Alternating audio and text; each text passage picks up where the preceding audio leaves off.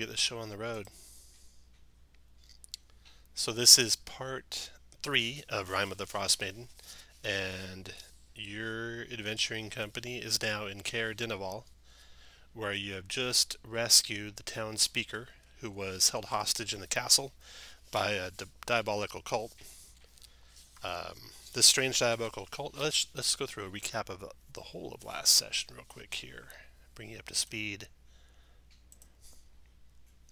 Okay, so on the 3rd of Hammer, which is like January 1489, you were in Targos, and in Targos you spoke to Torga, the owner of the trading company that you were concerned were killing people, and you discovered that her bodyguard, the cold-blooded olive-skinned man with piercing blue eyes named Sefik, would be carousing the city after work. Also, she tried to sell Pruin some snake oil she called Dals that would cure him of the slat egg festering inside him. But Pruin, too skilled in medicine, did not fall for that trick. You all followed Sefik out of a tavern that you spied him in, caught him in the act of murder, and killed him. You then witnessed like a spirit come out of his body and ascend into the dark night sky. You confronted, assaulted, robbed Torga, and threatened to take her in. But she claimed to have nothing to do with Sefik's killings, and said who was she to go against Auril? And you left her alone after that. At that point, you were approached by a sled dog that had broken free from its sled harness, and it led you to the house of Keegan Velrin. Keegan, a man in his 30s, asked you to find his husband, Garrett Velrin, who had ascended Kelvin's Cairn with a band of adventurers, and you guys agreed to help. So, on the 4th of Hammer, you set out from Targos to Bryn Shander, where you collected your reward from Lynn Trollbane for disposing of Sefik, and then you traveled on to Caer-Koneg. When you got to Caer-Koneg, you sought shelter in the inn, the uphill climb, but the proprietor there, even though you could tell there was rooms open, told you that they had no rooms, and that you should seek shelter in the castle. And it turns out that was them trying to get you to go to the castle without telling you outright what was going on. When you got to the castle, you discovered that it had been taken over by a diabolical cult, all wearing black Chardalyn amulets in the shape of swords. You defeated them and rescued what remained of the castle staff and speaker Caer-Koneg Seaver. In the process, something strange happened, though. You all met a strange dwarven soothsayer. She told you the following before dropping dead of a heart attack. She said, Zardarok Sunblight, a Duergar warlord, will conquer Icewind Dale unless you defeat him. Zardarok has a fortress on the surface hidden in the spine of the World Mountains. It contains, among other things, a forge powered by the still beating heart of a red dragon. Zardarok has a plan for the systematic destruction of 10 towns, which you can discover if you search his fortress. And then she passed out dead. You also met an albino tiefling woman named Avarice in the castle. The cultists feared her, and she did not attack you when they attacked you. Instead, she walked out of the castle without discussing why she was there or what she was after. And that's where the last session ended. With you guys here in Caer-Koneg, you have free room and board in the castle, but you're trying to travel on to Cear-Konig in order to track down the lost climbing expedition. So, let's do character intros, starting with Dawson. Yes, Dawson was once a student of Arcana in isolation, but he's lost a love to some evil, and he's searching the wastes for signs of her captor. Now he's picking up magic along the way. Does he have any leads where she might be? No. Just somewhere she had gone over the spine of the world mountains. Did he originally come from south of the spine of the world? Yes. Okay, so he followed her up here and he's looking for her in these parts. Okay, next we got Mitch. Go ahead, Mitch. Well, Mitch is a fucking pimp, let's face it. And he keeps asking until they say yes. He's magic. He's confused because his magical awareness is growing by the adventure, and he's curious to see where this is going. Next, we got Pruin. Pruin is a cleric of Grand Peak Smasher, the Furbolg deity. He most recently came from New Olam College in Waterdeep, where he was a professor. While on a expedition with his class, he was attacked by a red slod and implanted with a red slod egg. So now he is exploring Icewind Dale, looking for a cure for the red slod tadpole that's about to hatch in his chest. But he's also looking for any Astorian artifacts that he may find, because he believes that that's going to ensure his legacy. And at times it looks like he's more interested in the artifacts than the cure. All right. Next, we got... He's the druid, right? He's the party druid. We established that earlier. All right. Rose, go ahead. Dame Rosamond, who goes by Rose, is part of the faction, the Knights of the North, who have been waging a crusade to rid Faerun of the Zatarum Scourge, the plague of the family that rests upon so many cities and sucks the lifeblood out of its people. They're a somewhat subversive, secretive organization, and when one of their members gets too much attention or notoriety, they are vacationed. Unfortunately, Rose was vacationed to the 10 towns before the Rime trapped everyone here. But in the last several weeks, she's picked up adventuring in order to get back into the lifestyle, and her skills are slowly awakening as she learns how to be more than a fisher again and a real fighter for a cause. Lastly, Tony. Tony Garzoni has found that the peace and patience are the truest of paths to redemption, a journey he is on himself. All creatures have an innocence in them that is their environment or influence of dark forces, and it drives them to evil. But by setting the right example, he believes that even in a flawed world, anyone can be set on the righteous path. Tony is a level 3 redemption paladin who has some pretty neat things that can happen, like rebuke, and he will give you guys all a inspiring speech. And Pruin is going to also, when it's time, cast Aid on 3 of you. Oh, nice. Do it now. Go ahead, Pruin.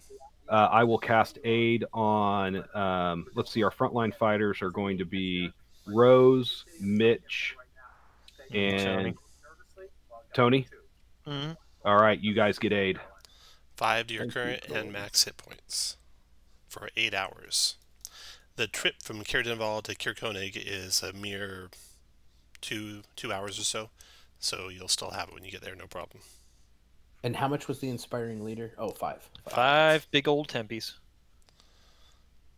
Boom. Feeling beefy now.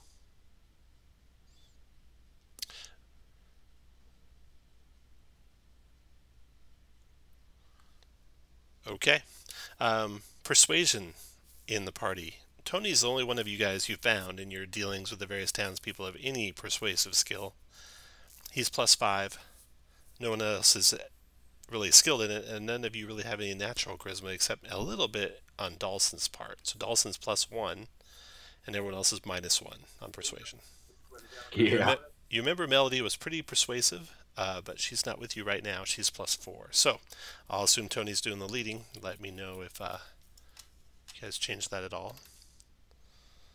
And with that, is there any business you want to wrap up in Caer-Koneg before you head to Cear-Konig? There's really no outstanding loose ends that you know of. I think we've done everything here. Okay. Okay, the trip to Caer-Konig is safe and uneventful. Short, too.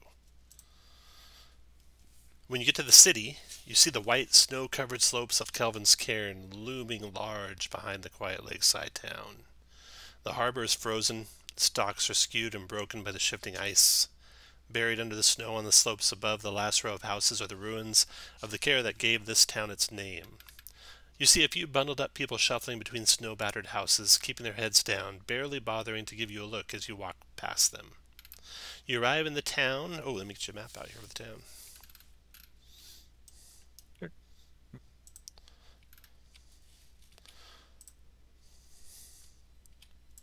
Alright, so put Caer-Koneg all the way here, and Caer-Konig.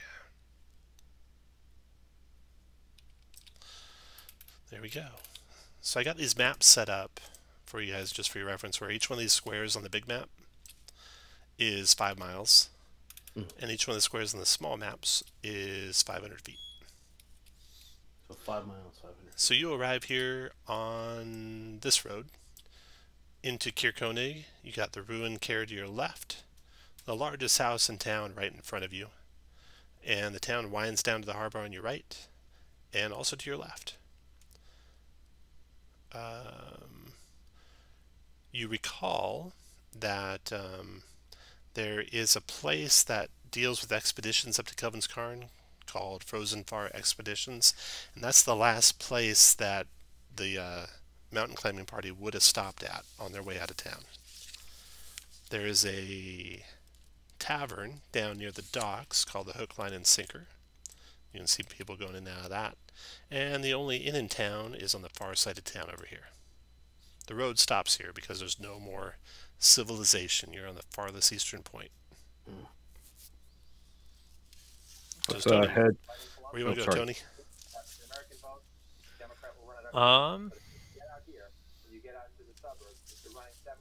Let's go to. Sorry, the map jumped down. Hey, Josh, we're hearing your TV behind you. Oh, I'm sorry about that. Let's go to Frozen Far Expeditions. Okay. Frozen Far it is.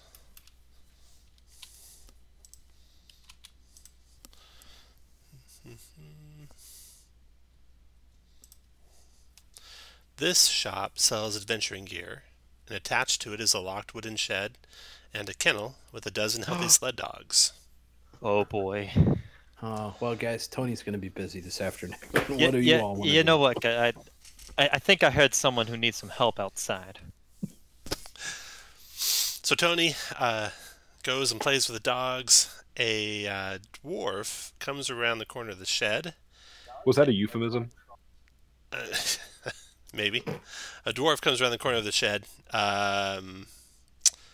Female, weather, looks like she's got quite a bit of experience out in the wilds.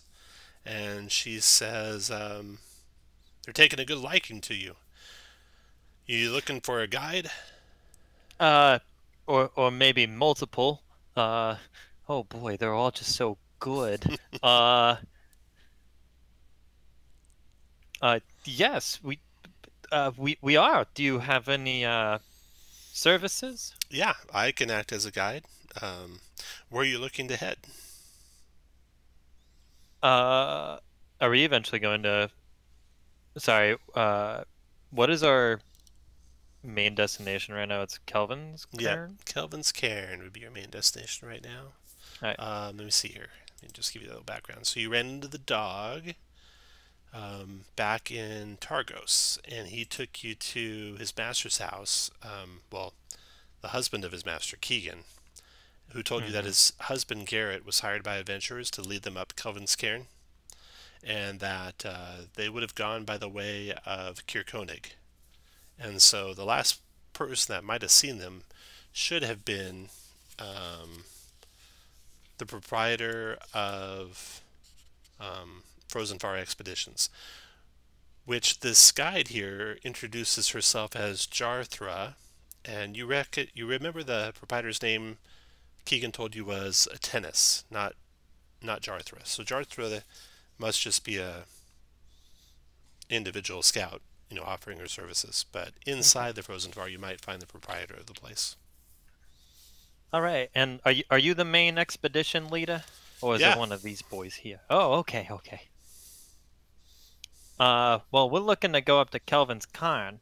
We're actually looking for someone. Who are you looking for? Oh, just a man from a couple towns over. His husband asked us to, go look for him. Yeah, I led a group up there just a week ago or so. Garrett and a party of 3 others. There was... Yeah, Garrett, that's his name. There was a Goliath there, a halfling, and a tiefling. Kind of a motley assortment. That's a motley crew. Yeah. They bought some climbing gear here, camping supplies, so then they headed down to the hook, line, and sinker for drinks. That was a week ago, though, right? Yeah, they stayed at the Northern Light Tavern and didn't talk much. I guided them to the base of the mountain, but they said they might help after that. But I could take you to where they started, at least. And what was her name again? Jarthra. Jarthra is my name. Jarthra Farzash, actually, is my full name.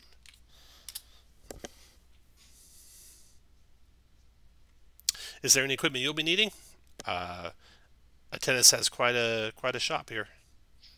Well, What? I have some cold weather gear, and I think some of my friends do too, but I think we're a little dry on climbing gear. I would recommend buying some crampons and pitons and hammers and such like that. I'm sure Tennis has some climbing kits put together that you could purchase. Right. And about the dogs. Well, she introduces you to the pack leader. Scout is his name.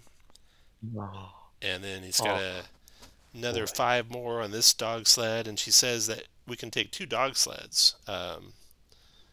Yeah, we currently got 5 people plus you. Is 2 sleds enough? That should do it. Alrighty, let's book your services. What time of day is it? It's so dark out. In fact, it's you would have left Caer-Koneg before the sun came, 10. or before the sun started to light the sky, even though you've never seen the sun here lately. And that'd be before 10. You're right. The trip was only about 2 hours, so it's just now starting to get dimly light. It's a little bit before noon. And it's probably another 2 hours or so to the base of the mountain. You would say about 4 hours to the base of the mountain from here. Oh. Yeah. So you could get there and make camp before nightfall if you want to head that way. Well, let me convene with my group, but let's pencil that in. Or quill that in, if pencils haven't yet been invented. So you guys talk it over. Go ahead, talk it over. You got, in this little town, you're at the Frozen Far Expeditions, which is here where you're talking. You know, they also visited the hook, line, and sinker here. They stayed the night at the Northern Light Inn, and then the next morning early, they traveled on to Kelvin's Cairn. Did we have anything else we needed to accomplish in Caer-Konig? You did not, no. Okay. Then I say we... But funny you say that. Because as you're talking amongst yourselves there,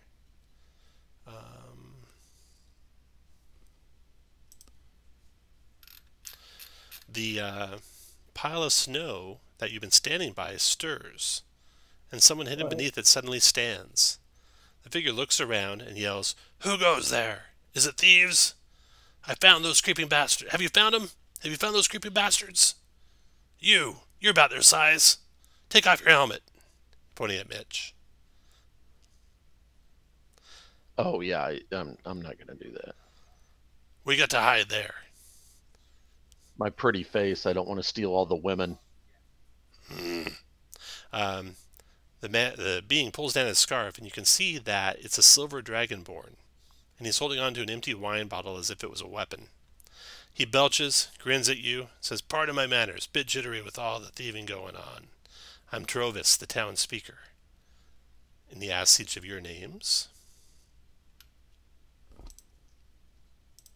Tony, spelled with a G. You may have heard of my younger brother, Daniel. Well, Tony, this town's got some thieving troubles. Maybe you and your group here could help out. I could deputize you. Ooh, deputize. I don't know, guys. Maybe we can help. We don't have anything else to do today, right? Just find Keegan. Oh, right, the House, dogs. though? Yes. Well, sir, what kind of dastardly deeds have been done in this dimly darkened town? He sturdies himself on a nearby post, takes a deep breath, hiccups, and explains to you what's been going on. He says, yeah, we've had some thievery troubles, but no one's seen anything, see? Just the other night, Okay. the lantern over the Northern Light, and he points down the hill towards the Northern Light Inn, was stolen. Corey won't let me hear the end of it because I haven't been able to find those responsible. Not yet, anyway. But I have a knack for this stuff. You want to head down there? I can introduce you to him. Sure, just a lantern? It's kind of a special lantern, and it's not the last of the things they've taken. Follow Ah. me. Should have led with that. He starts walking down the hill, and you can hear him. He keeps talking, assuming you guys are following. Just for your reference, a climber's kit includes special pitons, boot tips, gloves, and harness, and you can purchase that for 25 gold pieces if you wanted. And that was a climber's kit? That's a climber's kit, yeah. Climber's kit. Yeah. And I can't remember if we had crampons. I thought we did, but You have snowshoes. I Snowshoes, don't but think not you crampons. start with crampons. Let me check. no, you're right. You're right. We got tampons for Josh, but we don't have any crampons. Right. How much? Well, someone's got to keep the red slot in. Holy fuck, Tom. What? No. What? I no longer like that. Oh, wow. Oh, just threw up a little in my That mouth. Josh isn't even paying attention. I know. Oh. No, that did not deserve a response. Either one of your comments deserves a response. All right, so the climber's kit's 25. Correct. Well, Rose will buy one of those, and then she'd also like some crampons. Okay.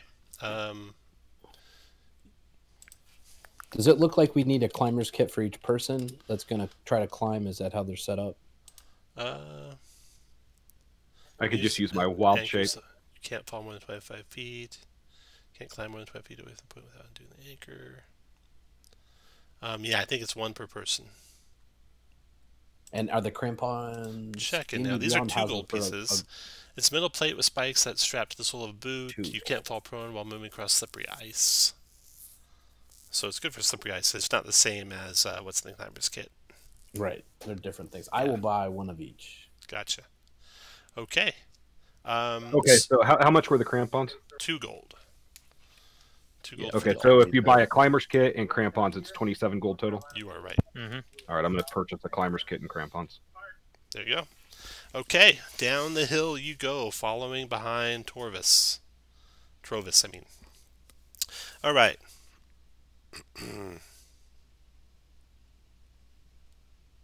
As you're walking down the hill, Trovis is talking to you about what's been taken from Caer-Konig. He says, over the last 3 nights, we've lost a bunch. We lost that color switching magic lantern from the inn down yonder, which we're going to go talk to them about.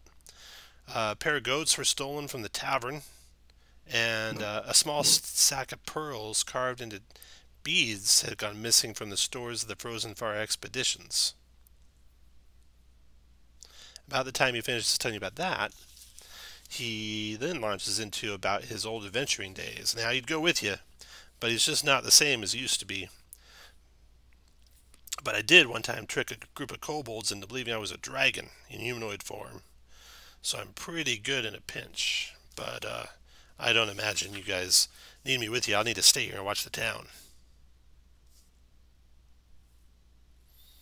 He leads you through Caer-Konig to the northern light on the eastern edge of town, where you see indeed an empty hook over the door, probably meant to carry the lantern, which the place gets its name from, no doubt. He walks on in. Snow blows through the door as you guys all follow. Inside, a young woman looks up as you enter. She gives Trovis a chastising smile and says, "Did you fall asleep outside again? I'm telling you, Trovis, one day you're going to have to stop relying on the kindness of strangers." The woman then opens the door into a kitchen and calls out, "Heat up something for Trovis. He's been out patrolling again." Hi, I'm Allie. What's your name? She says to Tony, who I assume is in front. Tony spelled with a G and made it for my younger brother, Daniel. No, I can't say I have. Is he as handsome as you? Much more, unfortunately. Oh. Well, as she's talking to you, as she's kind of settling Trovis down into a chair, please, everyone, pull up a chair. What do I owe this visit to? And Trovis starts snoring at that point. Well, we have 2 items on the agenda today. First off, Trovis here brought us in because of someone who snatched a lantern. Yes, we did. He lose says a it's lantern. simpler than just a normal lantern. Well, it is. It can change colors, and it just shines without having to be, restocked or refed with any oil or anything like that. We'd love to have it back. But you know what? There's been other break-ins and robberies too, so that's not the only thing that's gone. And no one's seen who's doing it. The only thing, she looks around and kind of leans into the group, the only thing is that there's a set of tracks leading in the direction of Kelvin's Cairn. I think they were made by dwarves who live in the valley at the base of Kelvin's Cairn. Probably this endless winter has made them desperate for food and ale, and they've come here, but I don't know why they're stealing the lantern and the other valuables.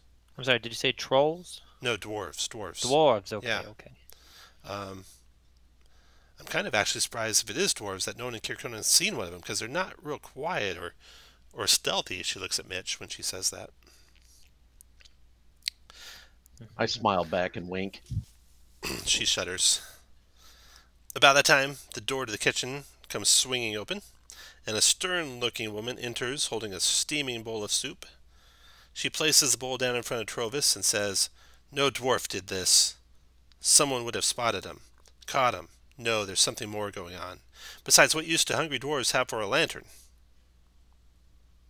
Also, it must have been several, dwarves all stacked on top of each other to reach the lantern that high. She laughs. "That's right." She looks at Mitch. And I smile and lick my lips. She shudders. "That lantern doesn't do anything different than just make different colors, so I don't know why any hungry dwarves would want it. I can show you where there's some footprints that lead out of town, if you're interested." Okay, and well, speaking of Kelvin's Cairn, we're also looking for a group of people named Garrett and Co. Oh, They had recently been here about a week ago. yeah, quiet crew. Yeah. Pretty diverse. Really tall Goliath, I think. Yeah, Goliath, and then a Then halfling. a really and then short halfling. Yeah, they were just really quiet. I don't know what. Yeah, those are the ones. I don't know what they're up for. And they stayed here overnight. They did. They Set were a out in the little. morning. Yeah, they were a little You see 'em hungover. leave? I did see him leave. okay, I saw him come in too. They were a little rowdy. I mean, not rowdy, but a little shaky, wobbly. I think they drank a little bit, and they were pretty hungover in the morning, so they weren't talking a lot. Okay. So that reminds you that across the street a little ways is the Hook, Line, and Sinker Tavern, where they had been before they came to the Northern Light. Yeah. Now, you want to see those tracks, she says? Yeah. Let's pencil that Yes. in or quill that in if pencils haven't yet been invented. Where are the tracks at? Follow me. She leads Pruin out the back door, and you do see a very faint set of tracks that lead basically north from town, away from the Northern Light Tavern. Go ahead and make a survival check, Pruin, as you examine those tracks. Pruin, Nope. you can't tell what they are. Is anyone trained in survival? I'm I trained. think Tony is. Go ahead and make a Rose survival is check if you're trained. trained.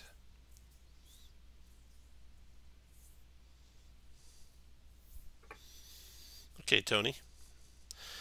You come to gather Pruin because you got other business, but Pruin's pointing out some tracks and asks you to take a look. And you take a look, and you can tell that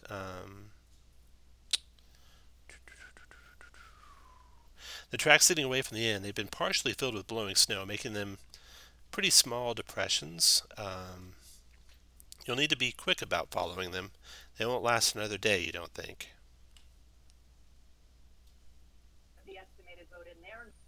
Do they look like dwarf tracks, did you say?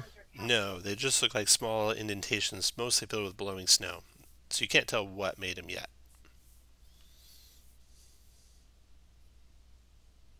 Do you want to follow them or head back to the hook, line, and sinker? Let's follow them. Okay. You get about 50 feet away from the inn and the outbuildings, and they've been completely obscured by blowing snow.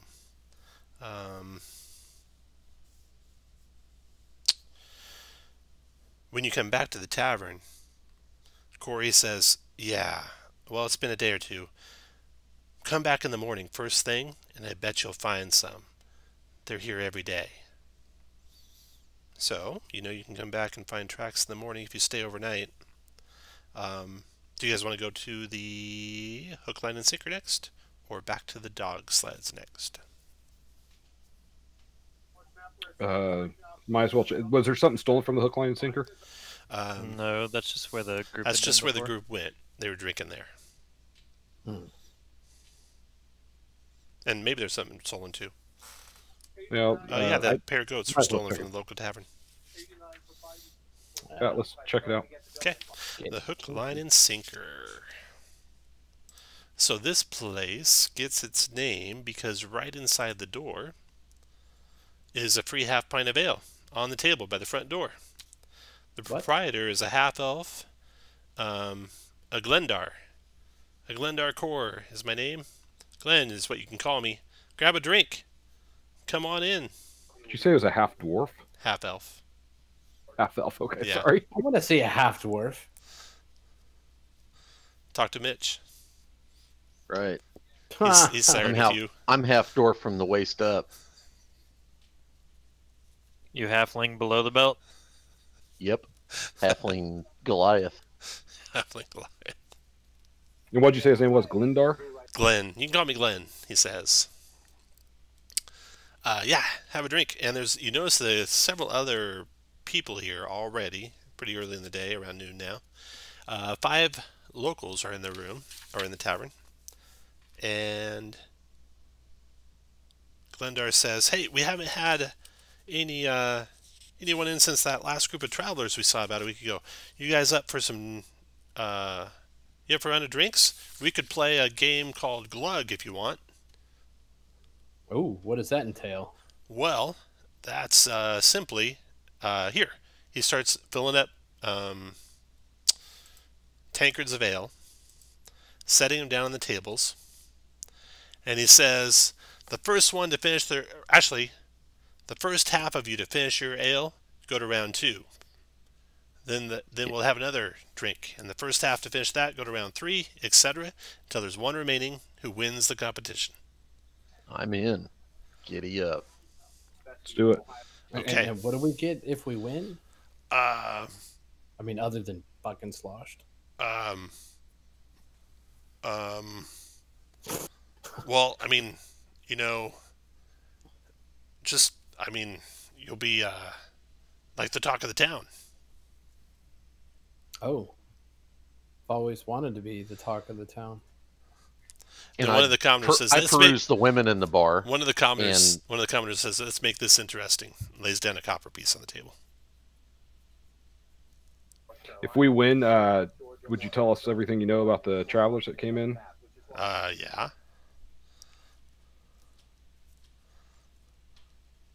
All right. So, let me grab some commoners here.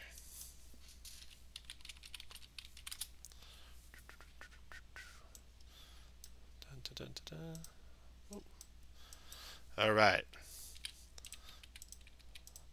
So you've got 3 humans and 1 dwarf amongst the rabble in the tavern this early. Who's this guy? Okay, and you all got your tankers lined up, and now everyone's going to roll a d20 and add your Constitution modifier to it. This is basically an initiative check that uses con instead of dex. So D20 plus your con mod, and then Do I get an Actually- advantage since I'm on poison? you don't. Okay. No, this is about speed. You don't have to worry 21. about poison. Okay, so let's see. Actually, everyone roll an initiative check, and then, or no, yeah, roll an initiative check. I'll put you in the turn order, and then type in what you rolled with your con roll instead of your initiative roll. Go with that one instead.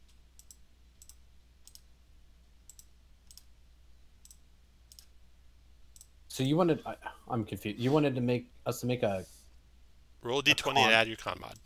okay. And I just put you in the turn order so we could view it. So then type in what you roll. All right, commoner's turns. Here we go. This first guy is at +5. He gets a 10. Good God. 19. The second guy is at +4. He gets a 16. The third guy is at +3. He gets a 16. Actually, that dwarf was the guy that's at +5. So we got a 10. And then this commoner up here is going to be a +2. He gets a 10. And then the last commoner is a +1. He gets a 9. So the top 5 spots. Chuggin going around to Pruin, Rose, Commoner, and Mitch. Everyone move up 1 if you got in that group. The crowd erupts when 2 commoners beat the adventurers and are in the second round. So those of you in the second round, roll again.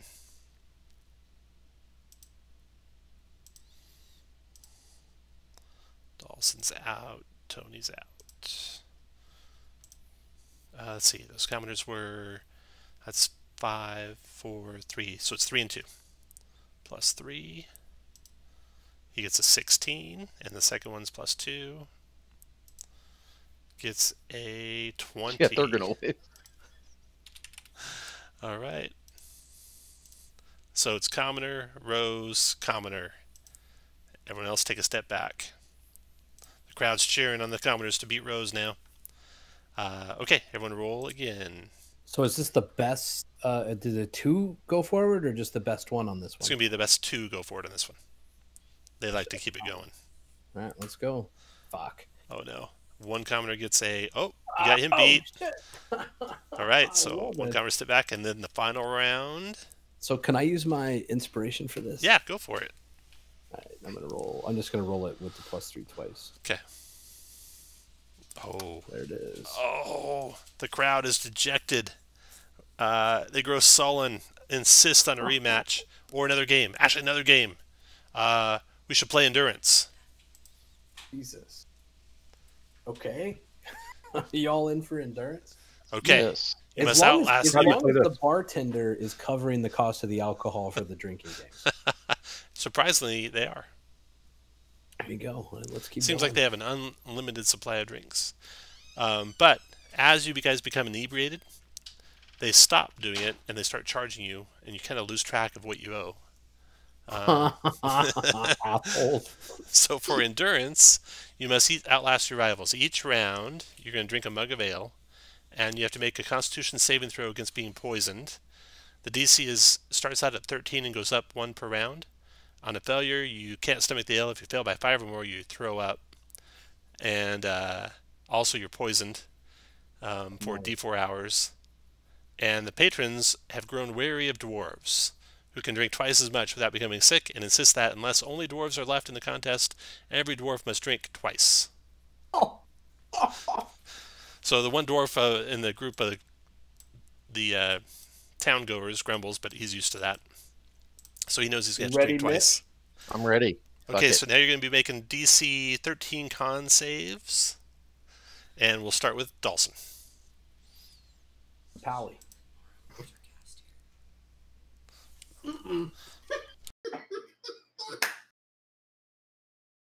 I run out. You hear heaving noises. Dawson, after one round of chug and one round of endurance, the lightweight Dawson's puking out in the snow. Druids struggle to drink. Mitch, you got to drink twice. You get advantage on both your saves, though. Made it. And made it.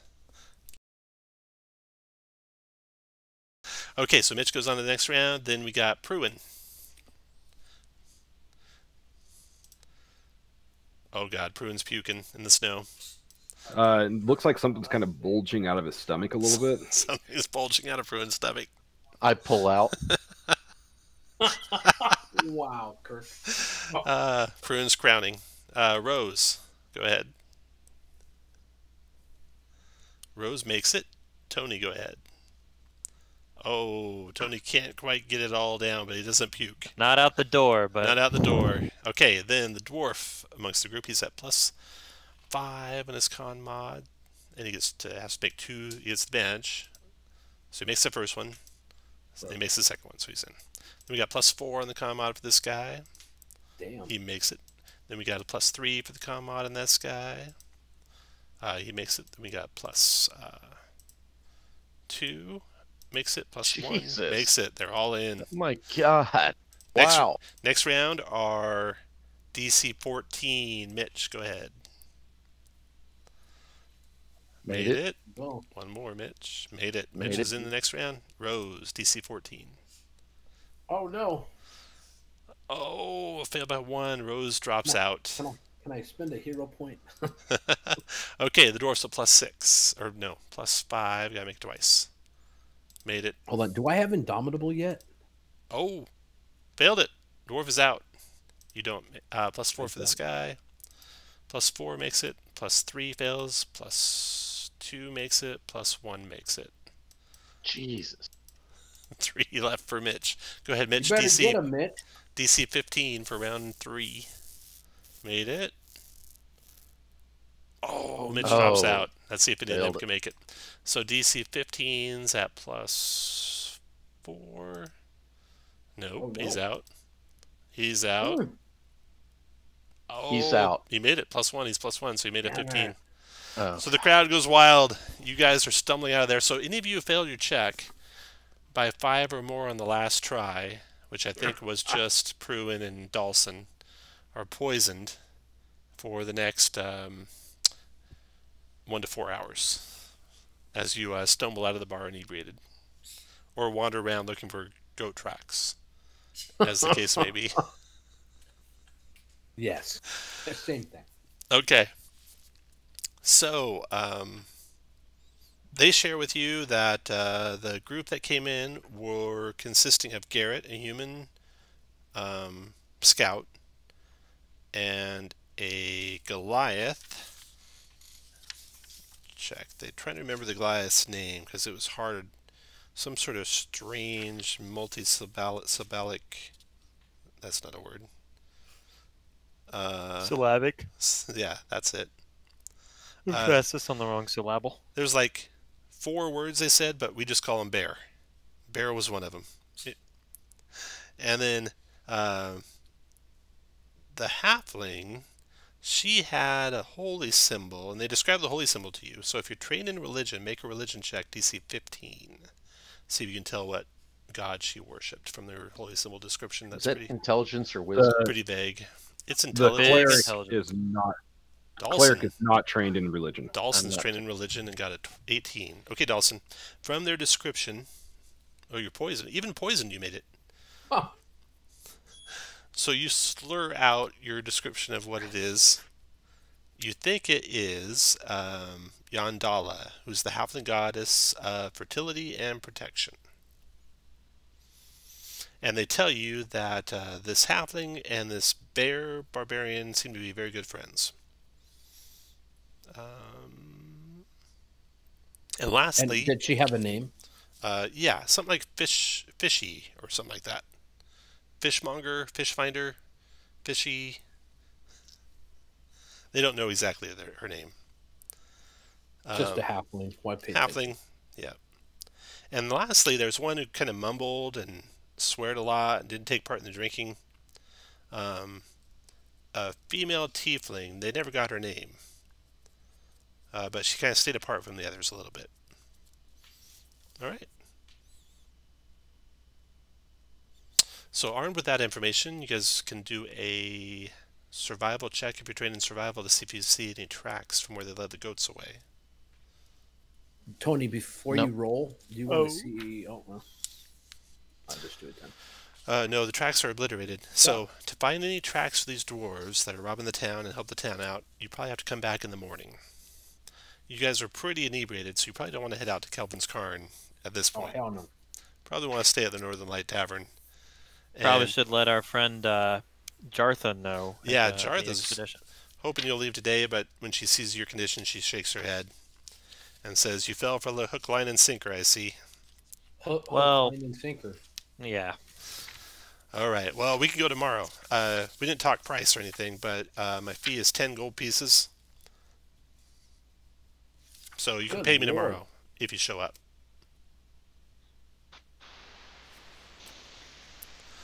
All right. So that night, this is what day is this? 10 gold. This would be the 5th of Hammer. So the 5th of Hammer comes to a close.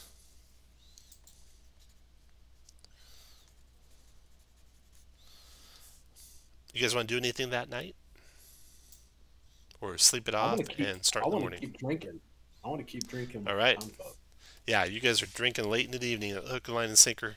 Stumble back to the Northern Light Tavern, get a room, wake up in the morning, stumble outside, relieve yourselves, and you see some fresh tracks in the snow. Uh-oh. The fresh tracks lead away from the Northern Light in northward direction. Everybody, you have to make so much noise stumping in the snow. Oh, it's so loud. But we'll follow the tracks. Okay, let's see. You got find a fresh footprints left behind by a lone humanoid, booted feet. Make a survival check, Tony. Can I do one too or assist? You can assist, yeah. You'll have So advantage, assist. Tony. Okay, 22 survival check. You'd wager it's a dwarf actually, from the gait and how the footfalls are. You don't see where they entered any buildings. It looks like they were just kind of looking around and looking into the windows of the inn. The footprints lead out of town to the north, quite some distance. You're able to follow them. About a quarter mile outside of town. You find the tracks of a dog sled being pulled by a gigantic humanoid. You'd say ogre size or larger. Make a wisdom survival check too. Right here, and you'll have advantage again. So that's a 21. Definitely an ogre. It was an ogre.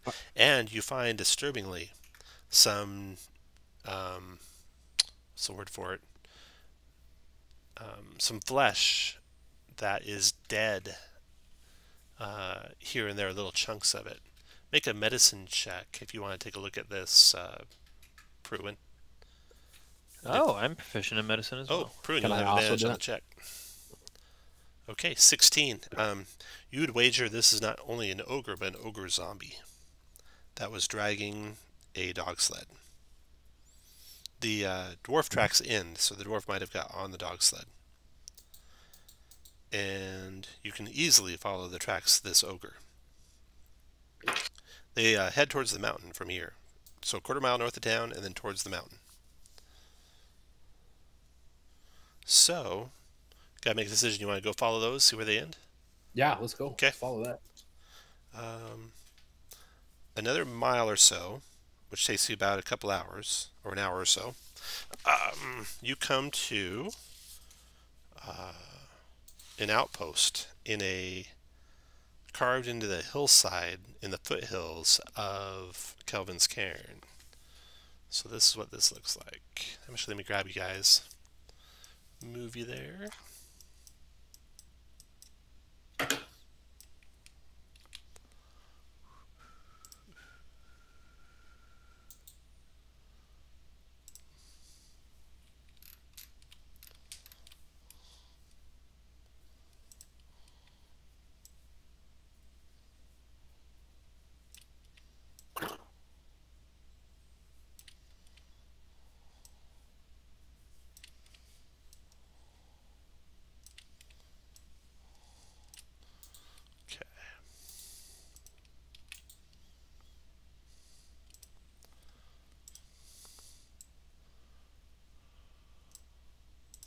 So you should be seeing a map that I'm drawing out for you.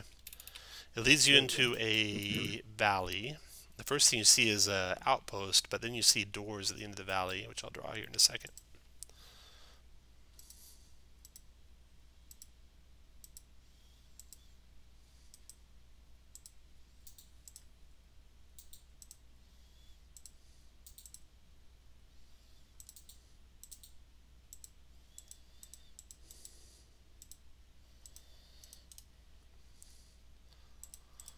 All right.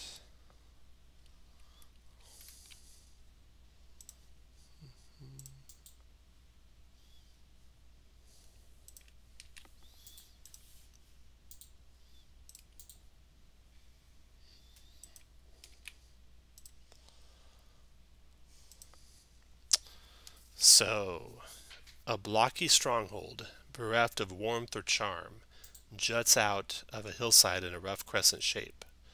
Only part of the construction is visible, the rest is buried in the stone. A large double door of stone is right up here at the end of the path. Serves as the main entrance. The terrain leading to it is a gentle upward sloping plain covered with fresh snow. A stream used to flow out of a barred culvert northeast of the main entrance, but the waterway is frozen. Two other barred openings can be seen along the stronghold's northern wall, which is right up over here. Reveal those a little better for you.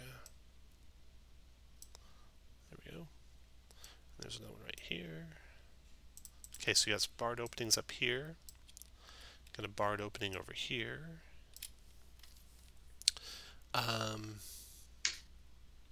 If there was anyone behind those, and you don't see anyone there now, they would have an unobstructed view of the hillside you're approaching from. Closer to you, separated from the rest of the stronghold, is a snow-covered stone bunker, which is perforated with arrow slits. There.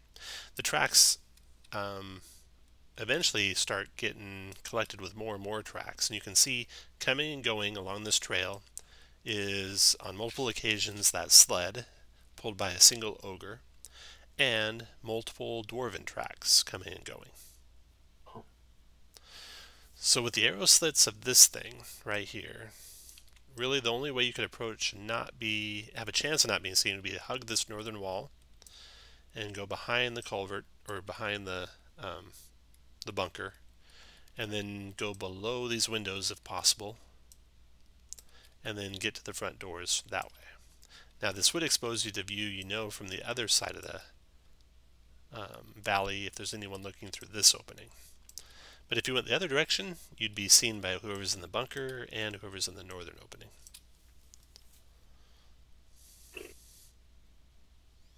And can we tell the make of this? Does it look like dwarven work, or? Make a intelligence check, and dwarves will get their dwarven stonework special ability. So everyone go to make an intelligence check. So stonework origin, Mitch got a 19. Tony got a 19. Mitch, you would guess that this is pretty recently carved into the stone, and that it is dwarven in make, although you're concerned that there's some indications it might not be service dwarves, but instead dwarves from the Underdark.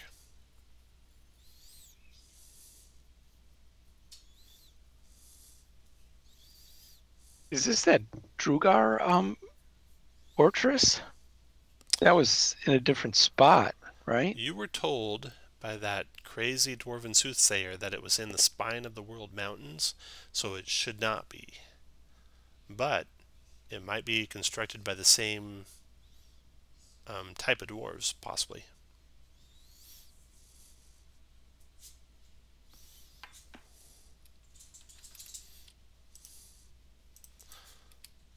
So, you guys, this is a new day, but you would have all done I assume, still the aid spell and the... Right. Oh, yeah. Inspiring, yeah. Inspiring leader. Good. Okay. So, what do you guys want to do, Tony? So the thieves are Durgar. Go put a stop to it. Well, I think there's 2 approaches, well, technically 3, that we can take here. Going around top, going around bottom, or as my younger brother Daniel would say, Go from run it behind. up the middle.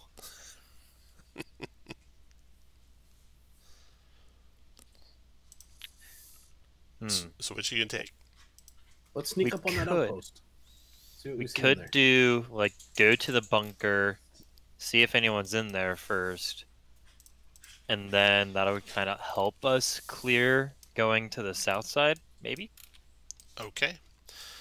All right. So you'll sneak up this way along the edge of the ravine as quietly as you can. And then you're saying you want someone to go up to that bunker? Someone or something to go to that bunker and peek in? Send a familiar. If they're dead, it doesn't matter. That's what they're for. Sounds good. I'll send Oliver. Okay. Is his name Oliver? It is. Yes. Because I'm just that mature. That was a little bit of a twist to his name. Okay.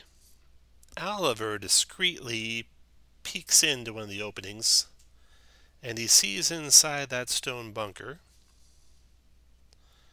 a couple of stout-looking, gray-skinned, bald dwarves with white beards, both armed with heavy crossbows and peering out the arrow slits.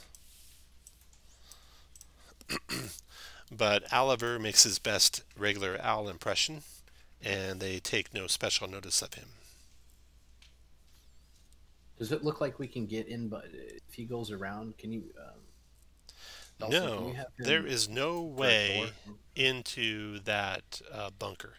The ceiling of it is completely solid. The back wall of it is completely solid. There's only these arrow slits. You have no idea how they even got in there. Now, Oliver hasn't got close enough to see what exactly is inside, because if he did, they'd clue in that he's not just a regular owl. They must be coming in from below. Yeah, Yeah. which means getting in. Do you want to have him maybe go up top and see if there's a trap door up there or something? Yeah, sure thing. There is no trapdoor, so it's only must be from below, from inside. And this hillside, there's no other ways or anything notable about the hill at higher elevations. No, there's not. I think your conjecture that there must be a way in from below must be the only way. That's going to be problematic to get in there before we go talk to the gate. I don't know. We could ask him to stop and see if that works. What about the northern and the southwestern things? Can we send Oliver that way? Over to here and take a peek up north. Okay. Sure. Taking a peek up north there, he sees it is kind of a large chamber. There is one sentry that he can see, another dwarf. He can't see much of what's in the room otherwise without alerting the dwarf. The other direction, he can see some arrow slits, which seem to go into a large and, as far as you can tell, empty of any creature's room. So those are these arrow slits here. Oops. Here. Yeah, there. And there. So whoever's beyond those, there's no creatures that you can see. And then this window, you can see quite a ways into that room. No creatures near the window. You want them to get right up next to it?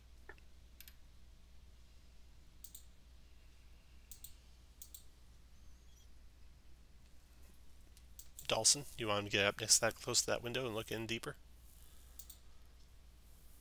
Yeah, I'll do it. Or Okay. I can send my familiar if you want. So he sees this room in all its entirety. He sees that there are stairs ascending in the back and a door to the right. And the room itself, let's see here.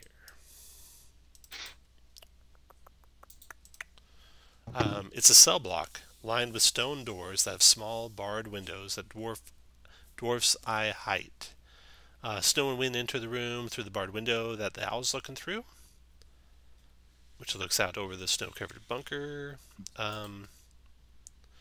These slits, these iron bars that block the window, they are... Both of your familiars could get through them, but not be difficult. The bars are spaced 6 inches apart. They're embedded in the stone frames. You could maybe, with like a 20 athletics check, bend them from the size of them, your best guess. But even bent, only like a small creature could squeeze through.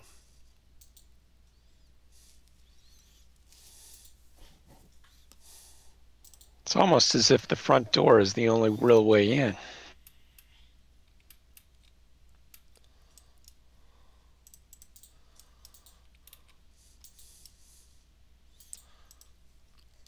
So, Tony, you want to head up to the front doors, or you want to do something else?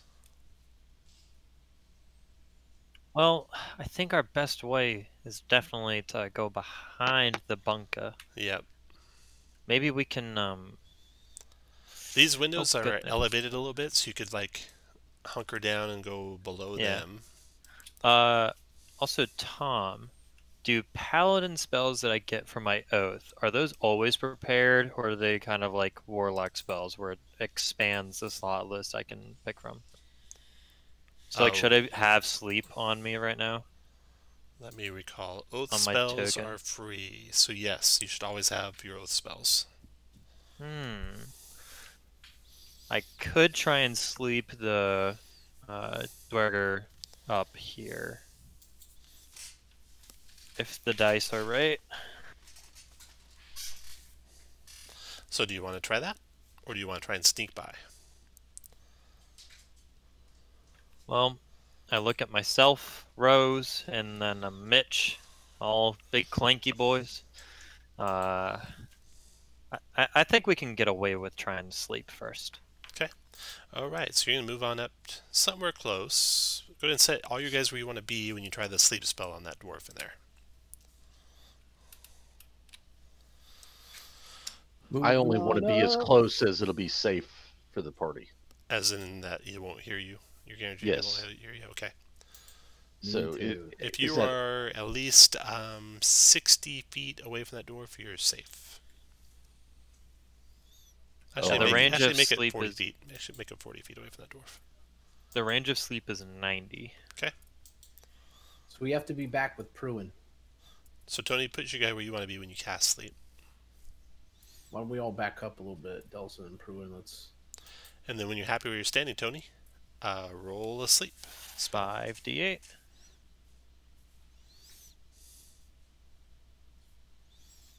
Ugh! Oh, that's so cringe. Not a good roll. 15. Alright. So you say the words, you cast the spell. The dwarf feels the drowsiness coming over him, shakes it off, and then moves to look. And every one of you guys make a stealth check for me. See how well you hit out there. Super good. Druid cast Path Without Trace. See? Mm. Well, we did good if we had advantage. Pruin. Pruin I will- casts Oh Pass my Without gosh. Trace. I did. I loudly say, Wait. I don't think I'm a druid. Wait, does everyone have disadvantage on stealth? Almost. Oh, no. Everyone but no. Dawson. Okay, then let me clear this and watch you Not roll. that it really matters. Once you roll Does it initiative. make it you feel better that if I did not have disadvantage, I would have rolled a 0? Either way. Yeah, everyone roll initiative, and there we go. We got one more initiative. Who are we missing there? Mitch?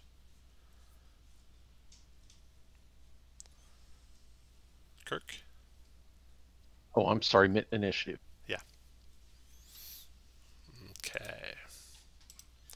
Okay.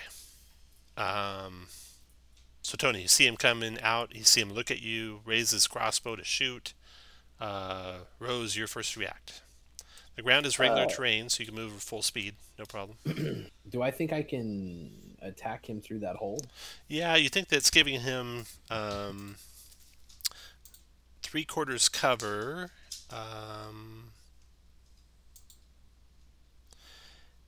And how far up is that overlook?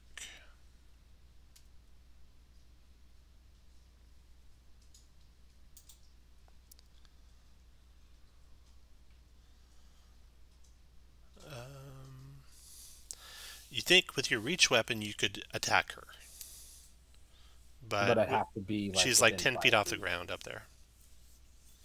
30. So I could 30 up to here and then see if I can't poke her up there. Yeah. Go for it. Let's see.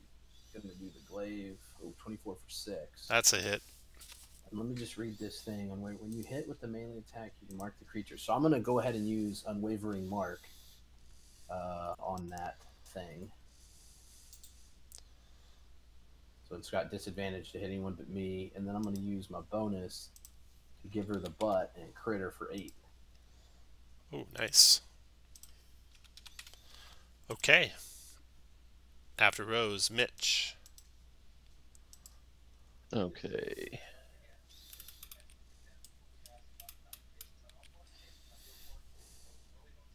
Go to there, and I'll firebolt him and miss. After Mitch, Tony.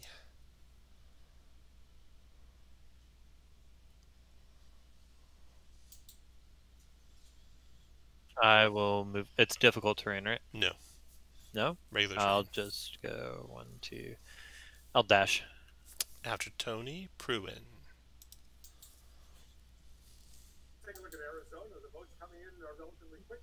Difficult terrain, you said? Nope. Oh. 1, 2, 3, 4. I'll go to there and I'll cast Sacred Flame on him. Dex save. Made it. Dang. Dick. Dawson, your turn. That tier 1 Sacred Flame works every time. Yes, it does. How is it that it misses that often? Like, Take that. 3, 4, 5, 6, 7. 3 missiles Yep. streak in, Oh. doing 7 force damage to him. thump, thump. Finish your move where you want, Dawson. Then the Duergar's turn. All right, he flees. Should he disengage or risk the attack from Rose? He's safe up there. He'll disengage. Okay.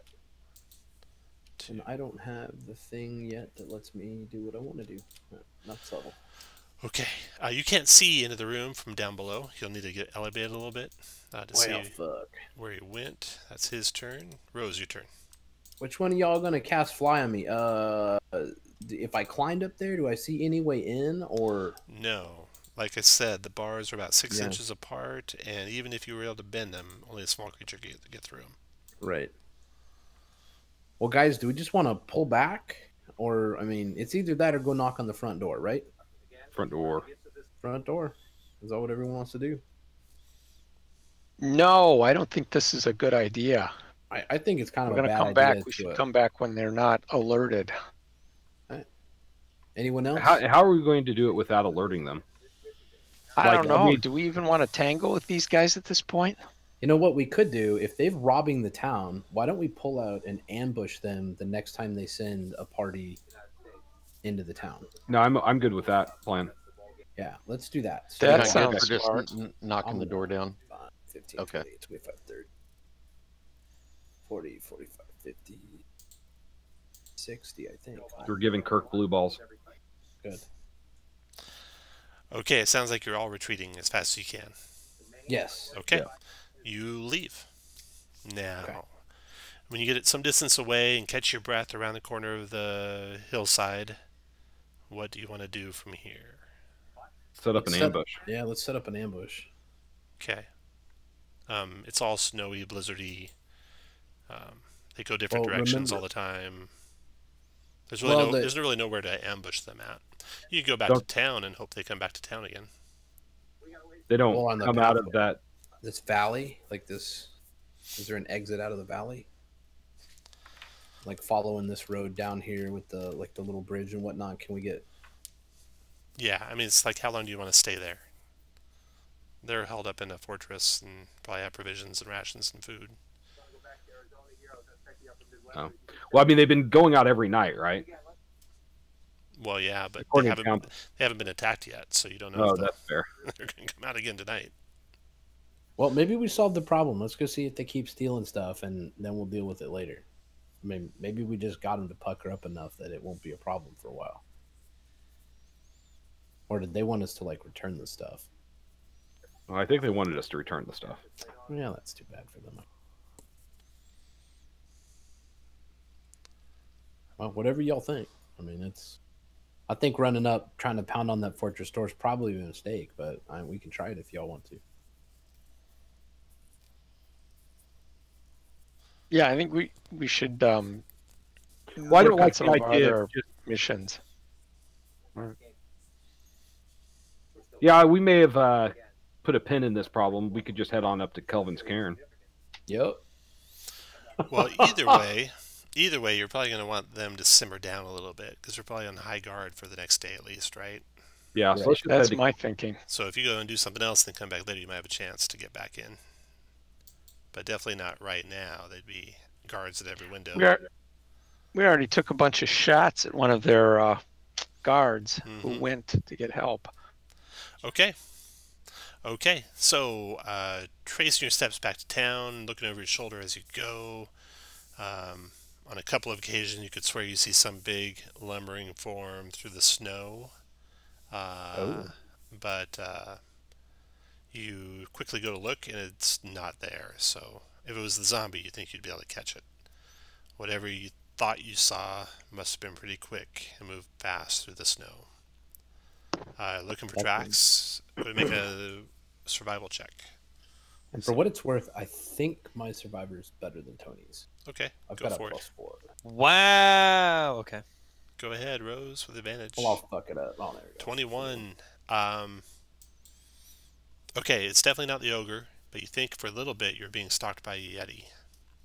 Oh, do you want to turn and take it, y'all? Or Yes, No, fuck it's him up. not coming after you. It was Alright. just you saw it a couple times through the snow. You went and found its tracks, and it was definitely a yeti. You're pretty sure, But maybe we're not Yeti for that fight yet. Oh! or maybe it's not going to come get you right I'm now. always Yeti. All right, so you get back to town. Wait till the next day. I would assume you don't want to get there at nightfall. So on the 6th of Hammer, set out for Kelvin's Cairn.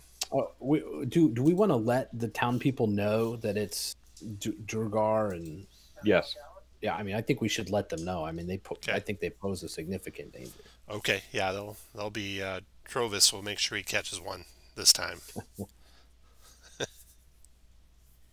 Oh, okay. I don't like his chances. You don't? Yeah, I'm thinking maybe it's better if he doesn't. But I mean, his life. I'm not going to tell him how to live it. Okay, then on to Kelvin's Cairn. Let me grab your tokens. Actually, I think I can leave those there. We'll go with the tokens that are here. You all still have your original potion of healing, and all of you except for Rose and Tony have your inspiration still. No, why don't I have inspiration? You used it last time we played, I think, and you only get it once per chapter, Okay. unless you're in a back end game, which I'm sure you will. Okay, let's see. We're going to climb the mountain.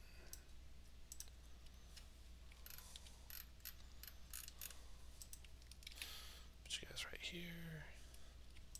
See your tokens? Yes. Good deal. Mm-hmm. So, following the expedition. Okay. So on the 6th of Hammer, Jarthra Farzas leads you out of Caer-Konig with the 2 sleds, and actually I forgot, but you guys did bring Garrett's dog, didn't you? Yes. Yep. We did. I think you said you did. Okay, so you have Boy with you, and Boy leads you, along with Jarthra, straight to the base camp. So when you get to the base camp, at the base of Kelvin's Cairn, and I got a picture of Kelvin's Cairn here. So here's the mountain looming up above you. Your base camp is down here. And the tracks that go up.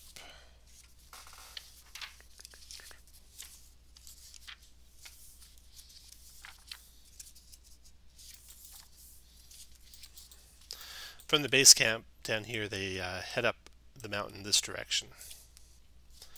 And let's see here. In the base camp, this is what you find.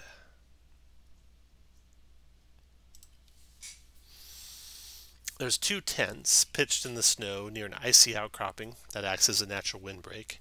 Between the tents is an overturned sled, and still harnessed to the sled are 5 howling dogs. Tony runs up to save them. They're friendly, they're cold, they're hungry, they're miserable. You can see that under the sled are 2 small crates. One is empty. Looks like the dogs got into the provisions and ate them. That's the only thing that's kept them alive this far. The other is not in the dog's reach. It contains 12 days worth of rations.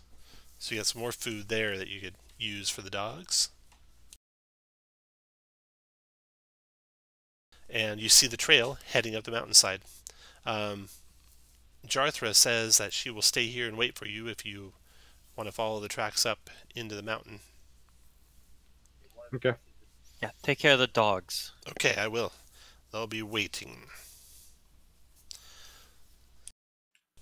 So starting your ascent, the wind has obliterated the tracks made by Garrett's expedition, but you can discern the likeliest route the climbers took without difficulty. And you start ascending the mountain. Just a short distance up the mountain. You're about here on the mountain map. I'll put Tony there. That's where you are on the mountain, climbing on up. You come across some mountain goats. The howling wind, blowing snow, and slippery ice make the climb treacherous. Ahead you see 4 mountain goats perched on a large rock formation around which you must navigate. They bleat loudly when they see you, but otherwise just stand in the snow.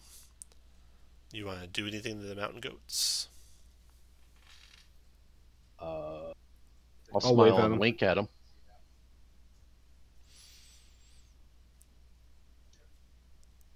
Okay, they don't attack or anything. They let you pass on by.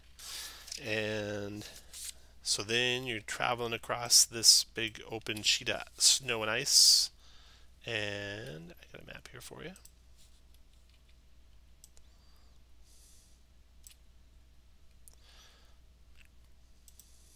In a marching order.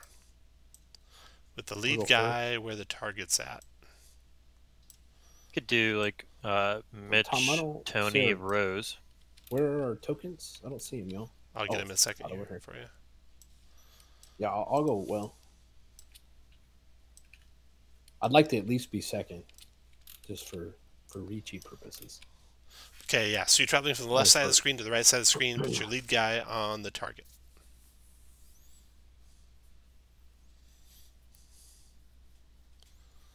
Got to keep Mitch safe.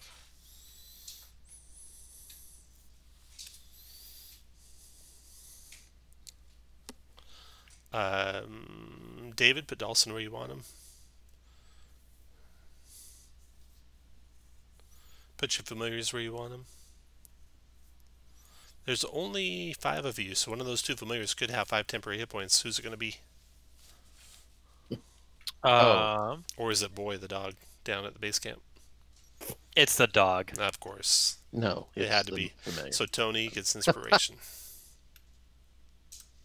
All right. Traveling through the snow, basically traversing the side of a snowfield, when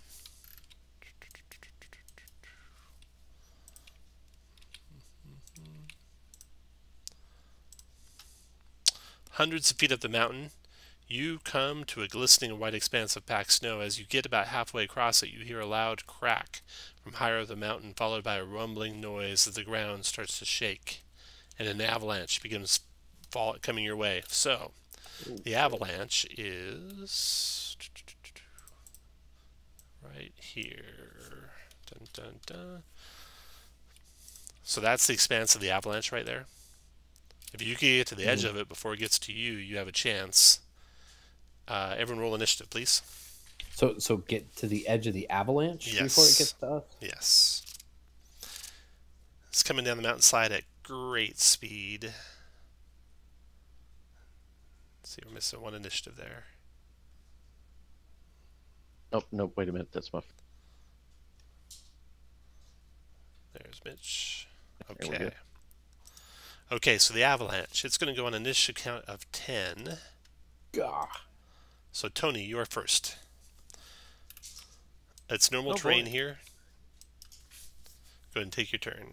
I guess just the easiest thing to do would be is to run and help out people who fall. Go for it, Tony. Yeah.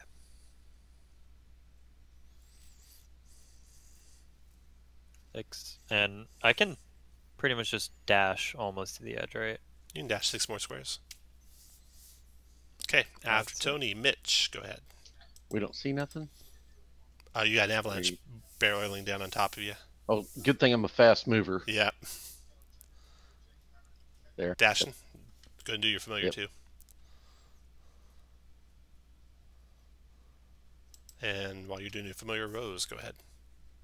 So it's coming down like north to south, right? North to So south. I can Oh, dash to shit. there. Yes, after Rose comes the avalanche. Okay. What is this non-Newtonian system you live in? So the avalanche travels 300 feet. None of you got to the edge of it. You are all encompassed in the avalanche except for your familiar. So everyone is knocked prone, falling with the avalanche. I'll take a bludgeoning damage, 15 strength save to have it. Ooh, yikes. We take how much? Okay, so the damage is going to be... We all failed. We're strong people. Good thing we have tempies. D10. Okay. Let's see. Pruin, you take 4. Dawson, you take 10.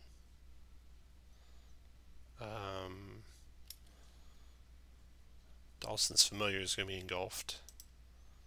It took 10. Mitch, you take 1. Tony, you take 9. Ugh. Rose, you take 5. And Mitch's familiar got out.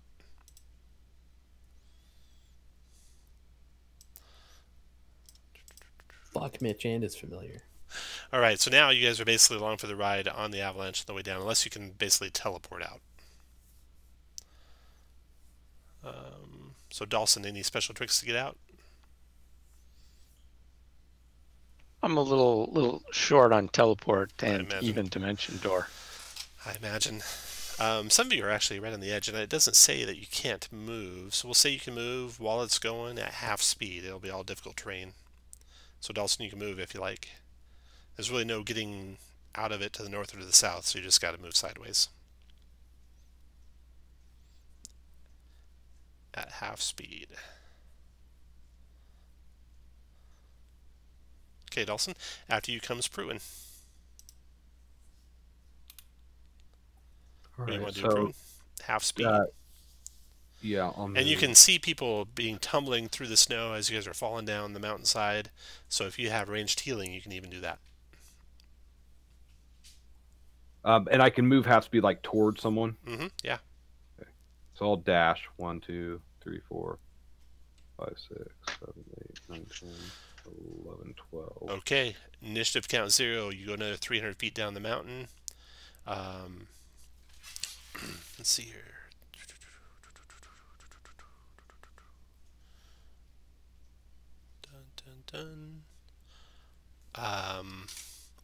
I'm sorry, it would not have hit you guys until the end of the round because it was 500 feet above you to start. So it only gets down to you at the end of the round. So Dawson and Pruin, you actually got your full movement, so you can move another 6 squares each. And Dawson, if that leaves you with range to Misty Step, you could do that.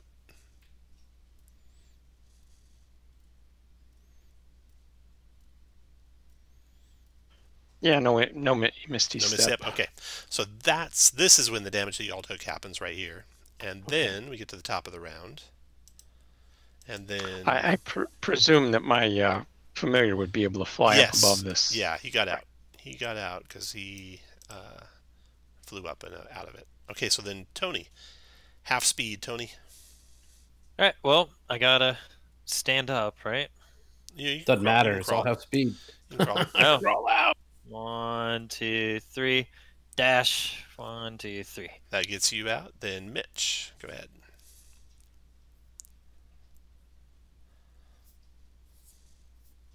I will 10, 20, 30, 40, 50. Done. After Mitch, Rose. I'm assuming I'm so out there. You are. If I wanted to drag Dawson behind me, like how much extra movement would it take to get You Dawson? could go quarter speed.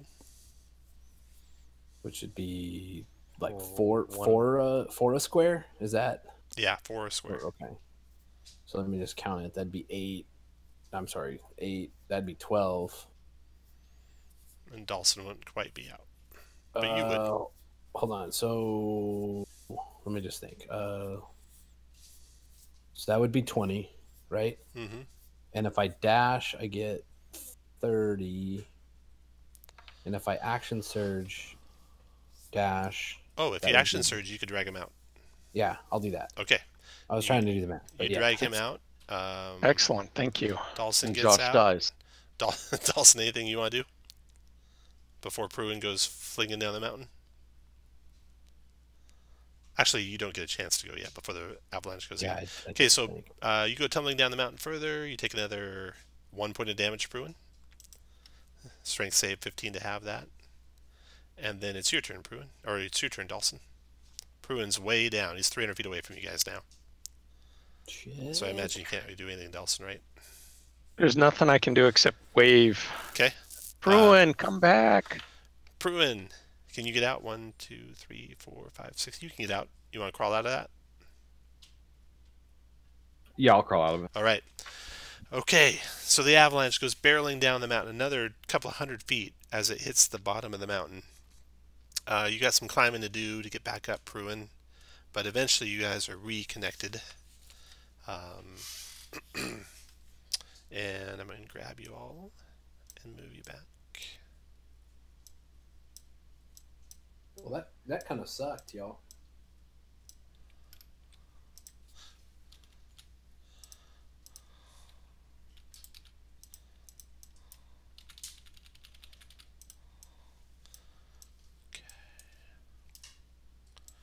All right, so you recover from the avalanche down here, scattered along this slide, basically. You have to climb back up and then start traversing again. And then it looks like they get to here, where you spy a fallen climber.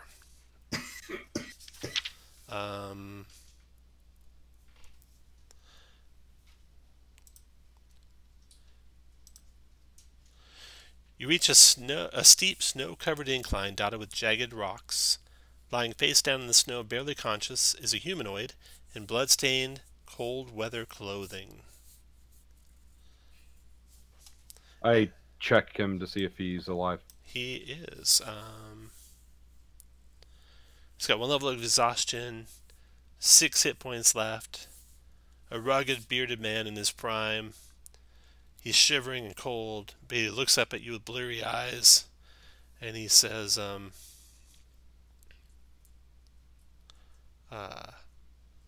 it was a Yeti. And we'll pause there for a break. Okay. So break until 40 after the hour. All right. I'm going to go make myself a liquor drink. All right.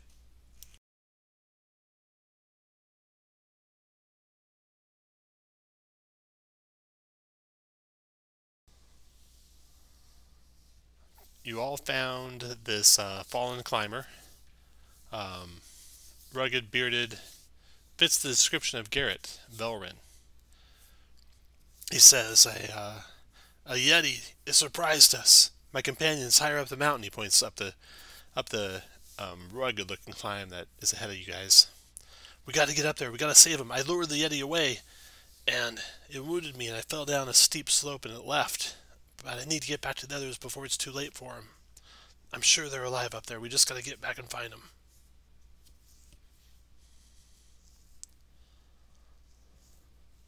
Sounds like a plan. Okay, so you guys are tending to Garrett. Let's use this map over here.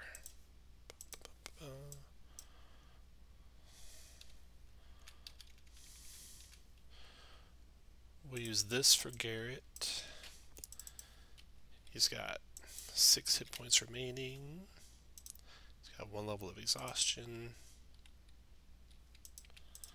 Go ahead and put your guys where you're going to be standing while you're tending to them. Well, I'll be right next to him.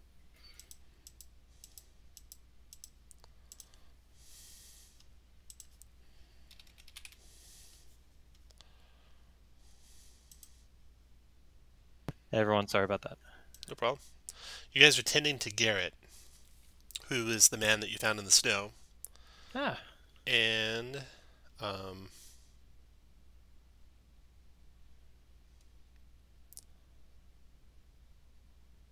ahead and put you guys where you want to be as you're tending to him. When out of the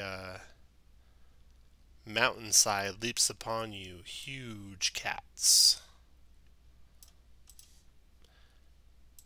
And their stealth checks are... They might surprise you. Let's see if any of them get spotted by you guys. Your passive perception skill, Rose, you're +4, right? Proven, you're +5. So they gotta be a 15 for you guys to be not surprised. And I bet they have advantage because of the snow. Pruin may not be the sharpest bull, but he's fairly observant. Okay, yeah, Pruin spots one of them. Okay, so no surprise round. Roll initiative, guys. Pruin lets out a warning before these Craig cats attack you. It does take him a while to yell out that warning, though. I'm missing initiative from one person. Looks like Rose. Oh, and then we add Garrett to the initiative.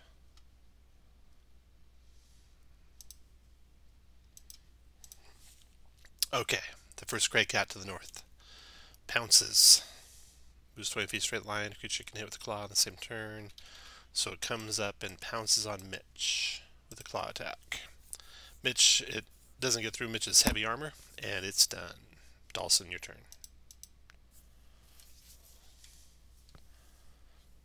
Okay, No, I'm just gonna firebolt it. Where is it? Here it is. 18 for a massive 1. Just singed it a little bit. Then the next Crag cat tries to pounce on Rose. Rose, it gets into your reach. Yeah, I'm gonna smack it for doing so. 15 connects. Bad kitty. Right on the snout. Okay, then it will try to claw you, Rose. Missing. And then the last Crag cat, coming from the north, is also going after Mitch. Trying to claw him. Also missing. Then Tony, your turn. Down, kitty cat! A 19 for 9. That is a hit. 9 damage. After Tony, Mitch. Can I go straight north in a cone with the Thunderwave to hit both of them? Yep. Okay. I'll do that. 12, Oops, nice. 12. Couple con saves. Boom, boom. 14, 13. Both make it. Both take 6. Good. Then Garrett's turn.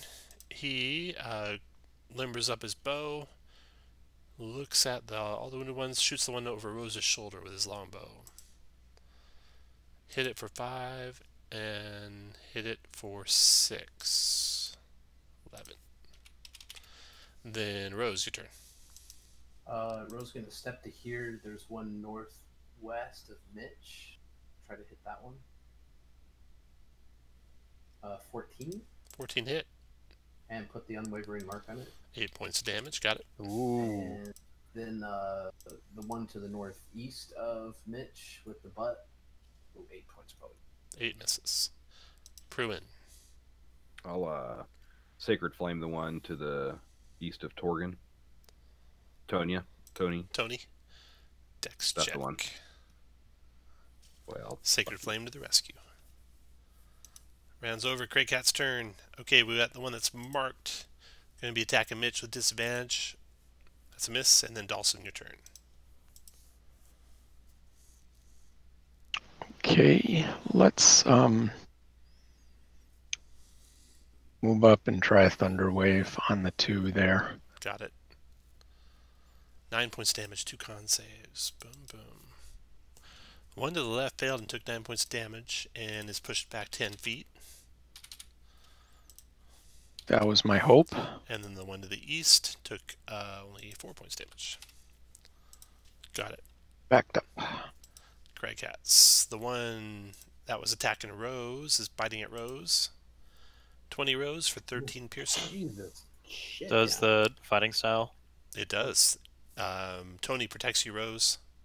Oh, and that gives it disadvantage, right? It does, yep. Nice. Thank you, Tones. Craycat attacks Mitch with a bite. 18's a miss, and then Tony, your turn. Okay, I'll attack with a flail. 18 for 4. 18. Non-lethal question mark. Doesn't drop it. Ah, good. Mitch. Okay.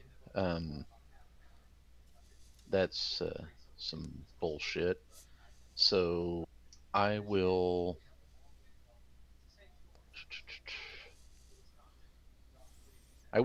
Chill touch this one at disadvantage. Okay.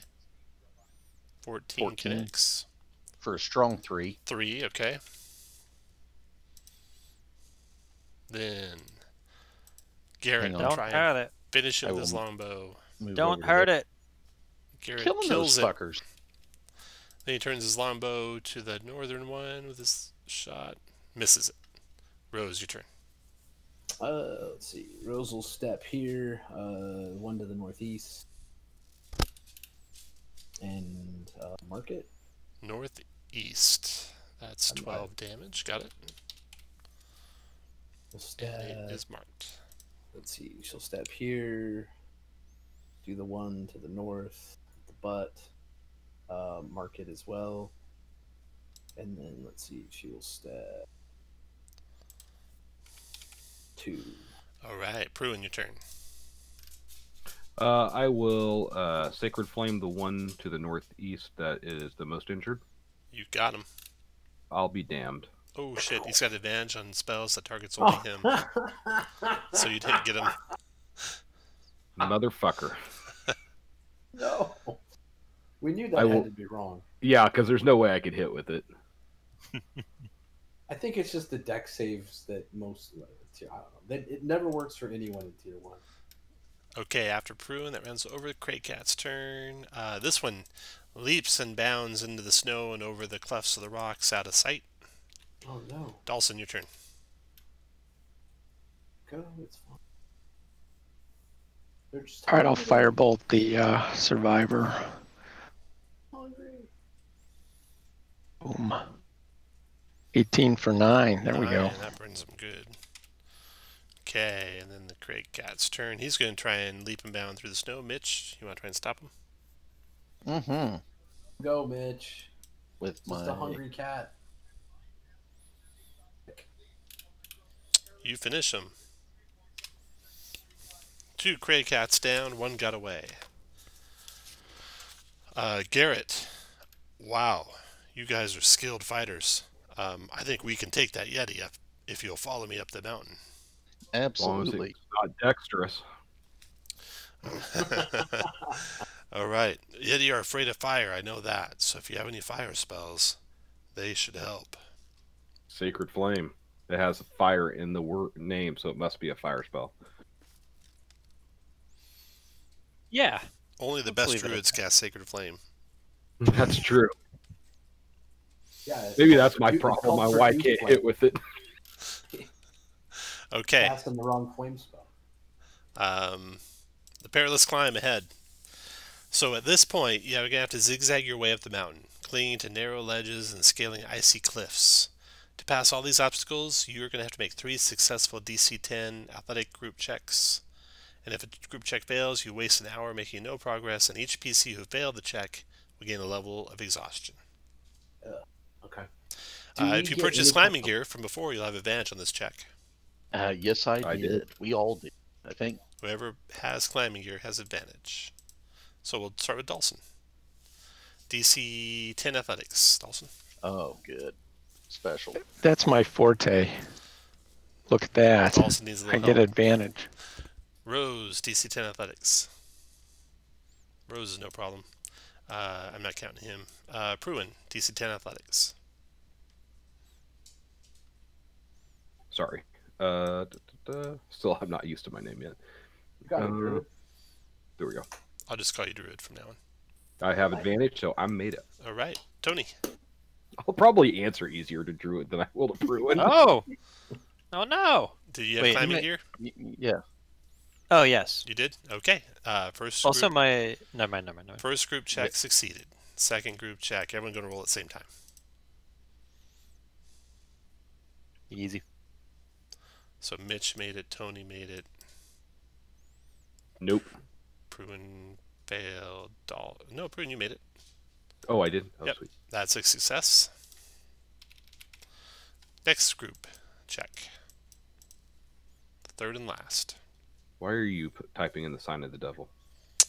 It's the number of the Antichrist. The Yeti's true form. That's right. Tony made it. Rose made it. Pruin made it. Okay. So, yeah, with your climbing gear that y'all thoughtfully purchased, you're able to make it up the mountain. No problem. And finally, you come to a frozen cave. Up ahead is a 15-foot high, 10-foot wide cave mouth. There's blood on the snow some distance from the entrance. Garrett tells you this is where we were ambushed by the Yeti. I don't know if it came from that cave or not, but it might be inside.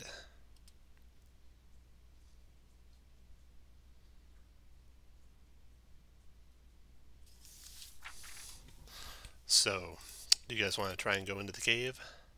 Hell yeah. All right. Over to your left, you'll see a map with the cave entrance. Can I ask Gareth how he's feeling healthy wise? Not too good. Tired, exhausted. He's got 6 hit points out of 16. All right. I'll give him exactly what he needs. 5 lay on hands. 5 points back? Yep. 11 out of 16 now. Okay, so you guys are over here now. So looking into the cave, you see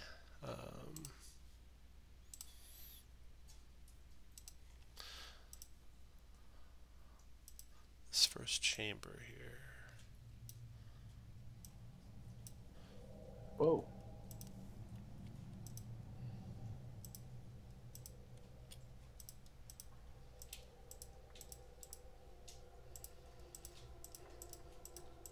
There we go.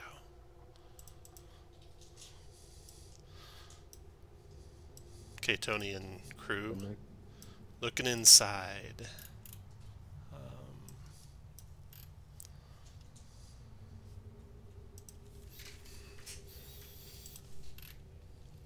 The cave has a 20-foot high concave roof. Most of the floor has fallen away, forming a chasm 80 feet deep.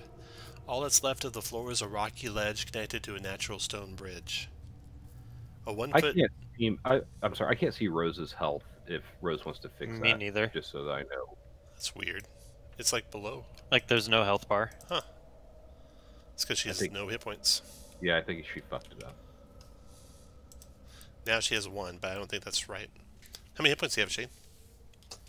Well, I think he's full because he didn't take damage No, because of the disadvantage. No, I took 5 damage. But you had some alright, well, never tempies. mind. Plus a 10, plus the aid was plus 5. No, Age was +5, yes. so I should have 41 and 41. I don't know what happened to it. Though. Or I didn't do anything to touch it. you have base 36 health. Jeez. Yeah, 36 Yeah. health. Okay. A 1-foot thick sheet of ice spans the southern part of the chasm. Here's the sheet of ice here. That's what you see from the 1 opening. foot. Jeez. 1-foot sheet of ice and a rock bridge across this chasm. That's about 80 feet, you think, to the bottom of it. You see some bones strewn out across the floor ahead. Hey, Mitch. Mitch? Oh God, Yes, we sir? lost Mitch. Oh, he's there. Send your little brain fella Yep. Be glad around the to. little ice. Check it out. Okay, up there, amongst the bones, the brain takes a look and sees the floor of this 10-foot high tunnel is strewn with the bones of a Goliath. Bits of flesh cling to the bones. The head has been ripped from its shoulders, gnawed and stuffed in a niche dug out of the wall. Amid the Goliath's bones are torn bits of hide armor, a great axe, and the skulls and bones of 3 mountain goats. 7 other crude niches in the walls hold the frozen heads of humanoids, including 2 dwarves and 5 humans. Is that the entire expedition?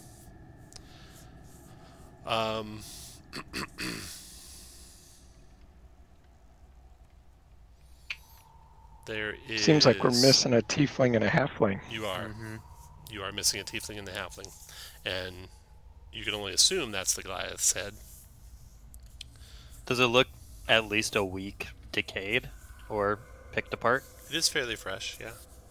Okay.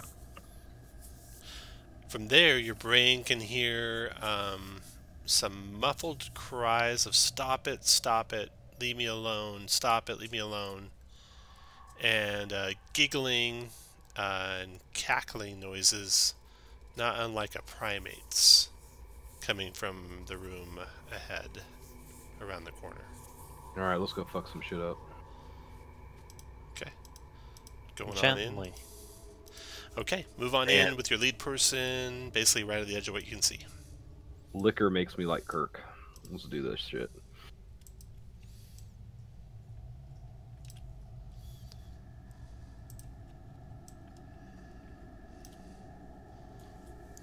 Yep, Mitch, buddy, you take point. Be glad to. Let's see, your buddy Gareth will be in the back there. Do you have a half decent perception, Kirk, or no? Mitch does not. He's -1 on Yeah, perception. I'm a strong -1. Why That's don't a you let me 9 take passive. point? So I was Slightly higher than told your to numbers. take point. I know. Yeah, you can have it. Swap. I just want him for his armor. Okay. Back up rows 1 square. Well, switch me here, Kirk. Okay. There you go. Okay. You come around the corner to see this sight. What the fuck? Is that the tiefling?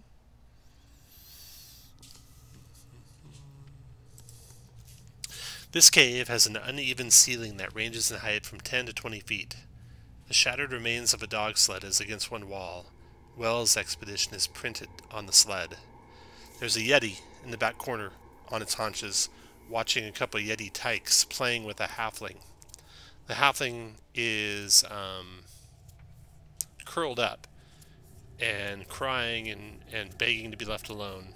And the yetis are kind of like throwing it back and forth like a ball. When they see you, they scamper. Well, you don't have to roll initiative unless you want to attack right away. The yeti tykes go running towards the yeti parent. They crawl up the yeti's legs and back and perch themselves up on the yeti's shoulders. The yeti looks at you, stands up on its legs to its full towering 10-foot height, and growls with razor-sharp, long canines, threateningly at you.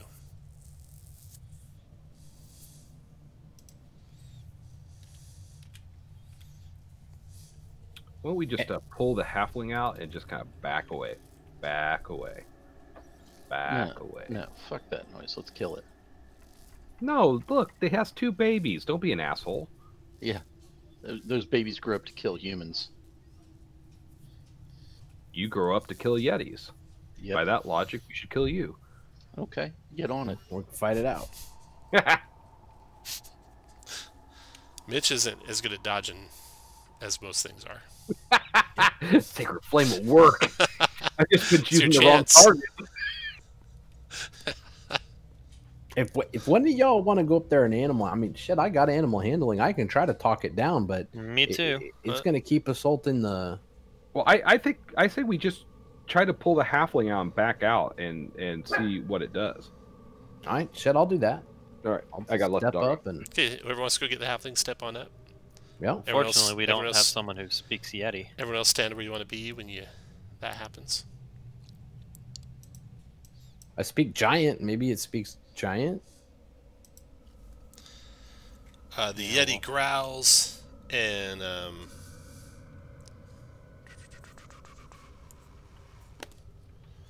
makes a charge toward you guys. Ruh-roh. Rose, what do you have for skills here? Insight and animal handling. Okay, Rose, this charge you think is a fake charge. It steps forward about 10 feet, growling and swinging its arm wildly, but then stops. So I'm going to take my glaive and hold it in both hands over my head and shake it, trying to make myself as big as possible and roar back at it. Okay. Make some Tuscan Raider sand people hand gestures at it. It kind of backs down and picks up some bones there and starts gnawing on them as it watches you. Goodness. Well, shit. Okay, so you got the halfling curled up in the ball, halfling female. You see a holy symbol of Yondala on her. Oh, good. It's her. So that is her, and you drag her out of there? Yeah. Okay, she actually has only 1 hit point and 3 levels of exhaustion. So she's a little worse off, but you get her drug out of there. Now, as you're dragging her back, pulling her back to here, are you going to stay there and converse or leave the cave? We'll pull her back further before we decide what to do with the Yeti. I mean, that's Okay. I guess We need to Moon, ask about the tiefling. you want to get around the corner so the Yeti's not watching you? right. Yeah. Okay, go ahead and take up your slots when you're doing that and having your conversation. So the thing is, let's go ahead and come all the way out of the cave, because if that Yeti comes up around this corner, we don't want to fight on this little bridge. Where Right, It's gonna push okay. us off. So with you guys there, and you decide you're going to turn and leave the cavern, another Yeti comes through the opening. Oh, fuck a dick. Ba, ba, ba, ba, ba, da, da, da, da. And it sees you, and it... Can we? roll. Can Rose and I be at the front or not? Nope, you guys were just backing Okay. up. Roll initiative. Fuck. Ooh. 0.99. Big two. Nice. Yeah. Let my dog in. Alright, that's everyone's gone. Oh, I need to roll for your Garrett's lead. Oh, God. Decent. Okay, Dawson, you're first. Okay, I'll try and. Oh, and this Yeti comes Firebolt. around the corner, growling, and now charges at you. So, yeah, you get off your shot first. Firebolt, go ahead. Firebolt, here it comes. Oh, nice. Oh, Take nice hit. that. Nice hit for 2 damage. Yeah, we kind of Boy, now we have a flaming. give, take fire Yeti. damage. Okay, nice. Enters rage plus 7 damage. So you can see fear from the fire kind of engulf this thing, but it still is coming at you, despite the fear that it's suffering from having been burned. Finish your move where you want, Dawson. Oh, and what you want your owl to do.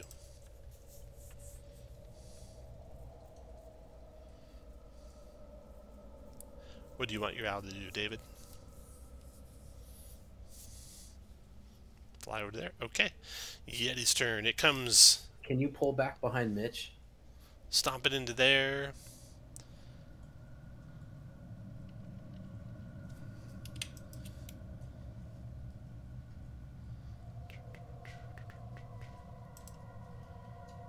All right. It gets to here. Dawson, are you done moving? I guess so. I'm right in the middle of all these guys. Can you move behind Mitch? To the Aren't I other behind Yeti. Mitch? You're not. You might need to reload. Well, Oh, it depends okay. on which way is forward. You're behind Mitch if you're talking about the other Yeti. I'm in the middle. I kind of like it, unless... Okay, good. Choge is coming your way, Dawson. You're going to take 12 cold damage, being paralyzed for a minute. 13 con save negates all. All right, I'm going to use my inspiration on that save there. Okay. DC 13 con. Made it. Ooh. No damage. No paralysis. And immune for an hour. And If for now, save yeah. at the end. Okay, that's a multi-attack, a chilling gaze, and 2 claws. Okay, so now on Garrett. Claw I'll 1, 22 Protect the first one. for 13. Yeah. 13 is still a hit, though. Ah. For 13. He had 11.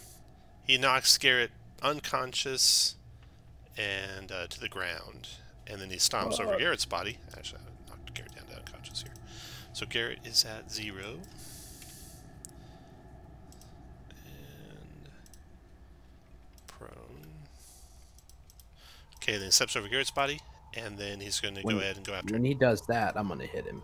Go for it, 'cause he's Rose. within 10 feet. Ooh, 11. I don't know if that makes it. 11 does not hit. Oh, doesn't matter. Okay, then he's going to let Tony have it with his second claw attack. 23 to hit Tony for 11 slashing and cold. If you have any cold resistance, let me know. I You do have cold resistance. You do have cold resistance. So it looks like I don't take the cold damage. Right. So you It's take 10. 1 cold. So yeah, you take 10.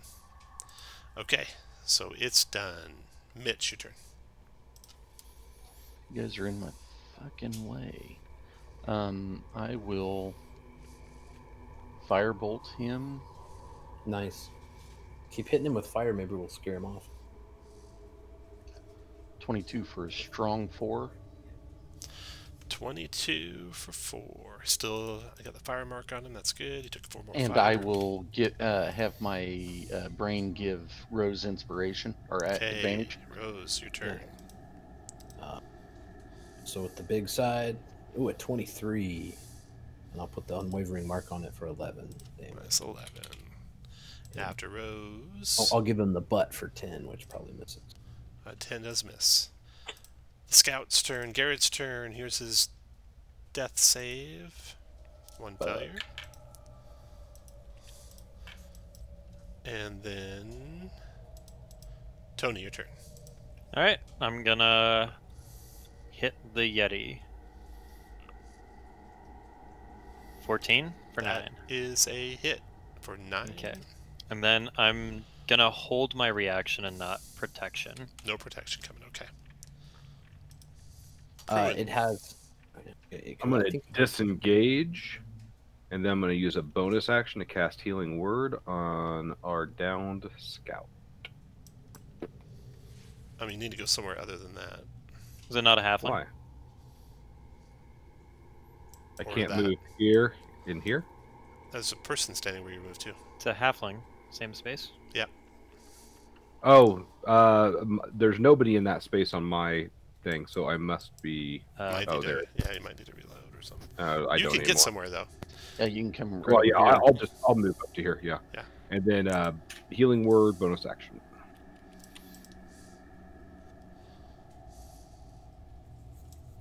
Never mind. I'm thinking- 9 back to our scout. Oh, nice. Okay. Halfling can move through other creature spaces. Yeah, but you can't land on them. Gotcha. Yeah. Okay. Round is over. Pruin, you hear those little tykes giggling and treading up the icy ground towards you. I yell at him. Initiative. Rawr! Initiative. Descending. Or those And I fucking am babies my, coming? Yeah. I'm gonna let him kill Yahweh or whatever his name is, and then kill him. Dawson, your turn. Yeah. I'm going to be my big self, not my Okay. small self. Okay.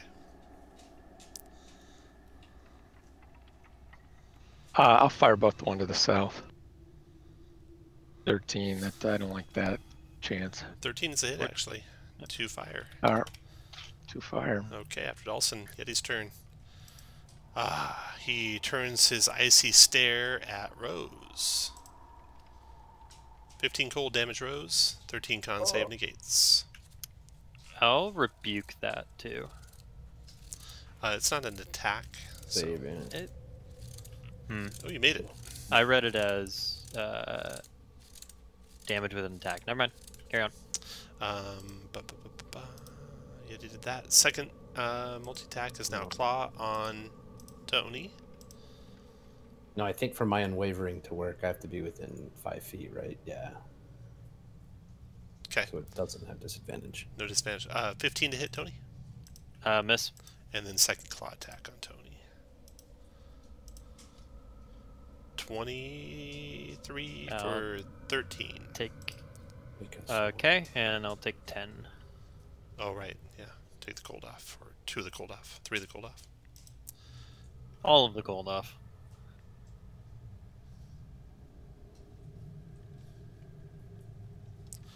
You took 10, right?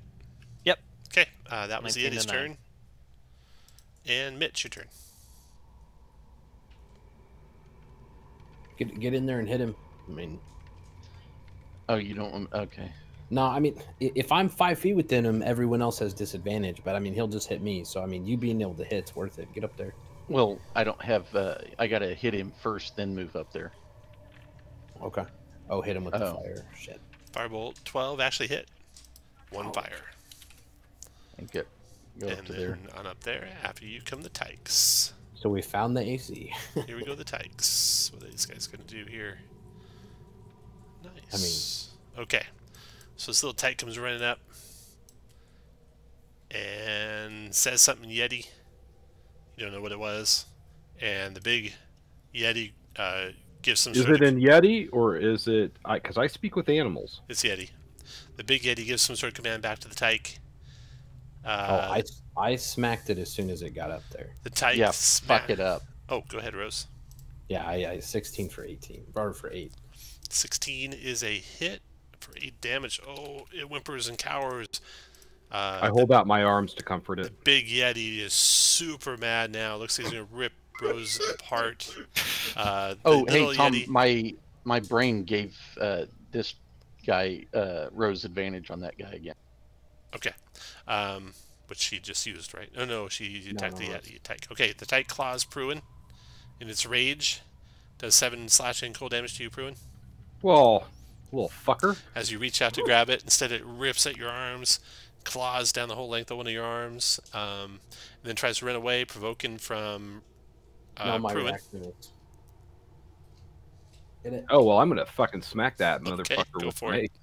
Go for it. What happened to the poor little Yeti babies? No. Oh, yeah. no, no. Non-lethal, please. I'll knock it out though. Oh, I'll no. knock it No. out. I'll knock it out.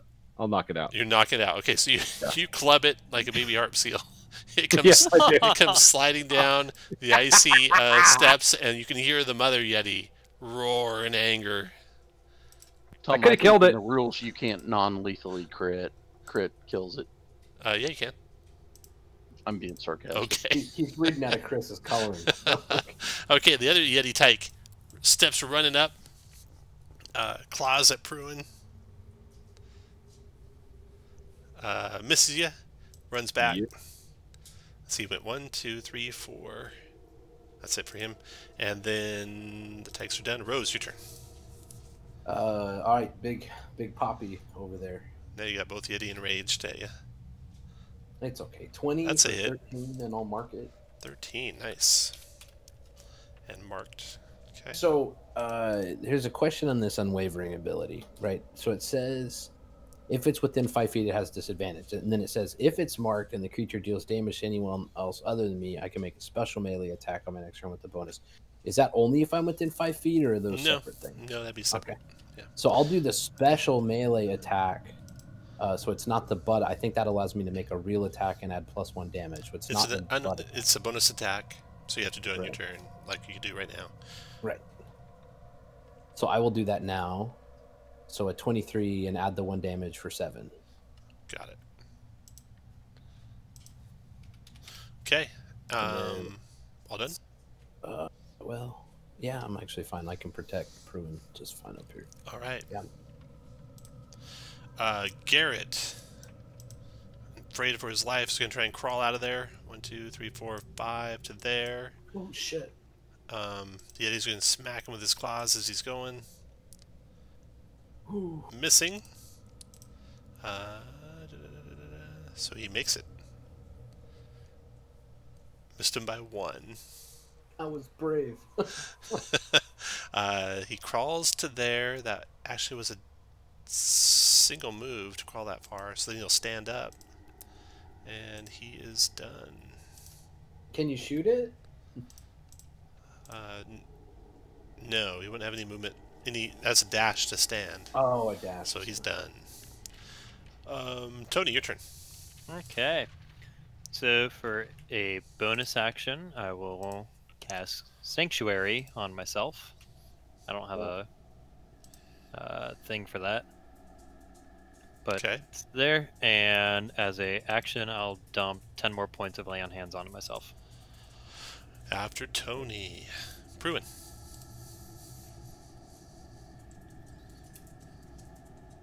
I am going to cast Sacred Flame. No, I'm not. I'm gonna do Spiritual Weapon. Okay. And I'm gonna put the Spiritual Weapon. I should be able to put it there, right? Yeah, should be able to.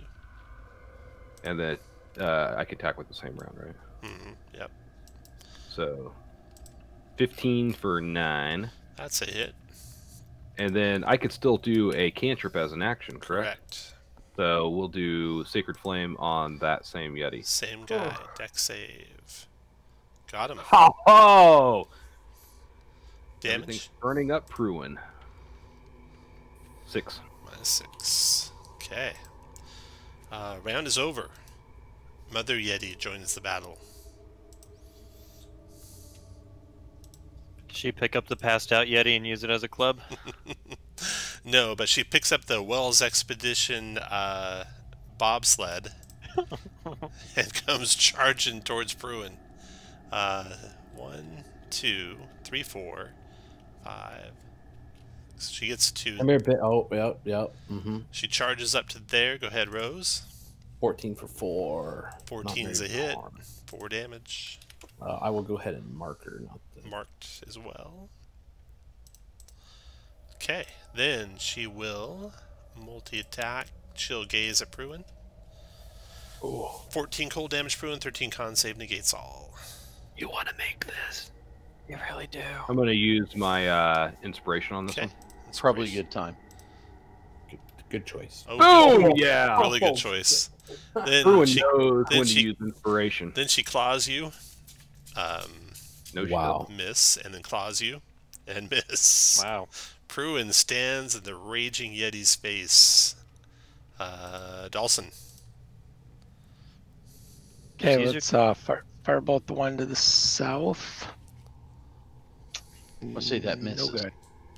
That is a no good. Yeti to the south. Has he taken fire damage this round? Did you hit him, Mitch? Yes, I hit him. Because you moved up after your fire? Yep. Okay. Yep. Yeah, 12. So he's got Sanctuary and Tony, who he was attacking, so no reason why he wouldn't attack you. Let's see. Let's look at what Sanctuary does. Makes a wisdom save or has to target someone new. Okay. And if he can't target someone new, they lose it. Okay. He'll try on Tony. DC 12 would save. Here's his wisdom save. No. So he's going to attack Mitch instead. You're going to try and defend Mitch, Tony? Nah. Oh, actually, first he'll do a chill gaze on... He already did you, right, Tony? No, he has not. No done chill me. gaze on you yet, but yeah, you did the sanctuary. So chill gaze on Mitch. 14 cold damage, Mitch. 13 con save negates all. Make it. Nice. Ooh, it's close. Okay, then he claws Mitch. You're gonna I defend just this, one Tony? more than I needed. I won't be protecting Mitch. No protecting. Okay, claw on Mitch. Wow. And claw on Mitch. Both miss. Damn, I really want to use this rebuke. Your turn, Mitch. Okay, I will attack the Yeti with disadvantage. 17 hit. Oh. 2 fire damage. Keeps the fire gear And going. give, I will give Rose advantage Nah. on the Do the Mother big Yeti. guy. The Mother Yeti. Okay. Baby Tyke. Unconscious. Baby Tyke number 2 picks up Baby Tyke number 1, crying. You can see her tears of ice. Carries his little brother away from the fight. He'll be fine. Oh, not when we kill both of them. I mean, Stumbles over to here. Tyke's down. Rose, your turn. Now I'm tempted to cast Healing Word on the little guy. the little tyke. Well, home. Well, I've got to stay after that one. One on to the south. Ooh, 17. That's not good. Yeah, I gotta stay on him. One to the south. 17 hit. No, it wasn't a 17. I didn't have advantage. He gave me advantage on the mom. So, Oh, okay. and Oh, I'm yeah, trying 10 to. missed. 8 Yeah, missed. so I missed with both. I'm done. Okay, after Rose, Scout's turn. Scout will stand up, drop his bow, draw a short sword, multi-attack him twice with a short sword on the mom. 21 hit for Nice. 7 points of damage to the mom. As Garrett fights for his life, Tony, your turn. Alright, I will attack the one on me. Big ol' 7. 7's a big old miss. After Tony, Pruin. Help us down there, Pruin. We can't kill this thing. All right. Can I start with my spiritual weapon? Or does it always go after me? You can start with it. Goes in any Right. order you want. Spiritual weapon. 11. That's only 11. 11 missed.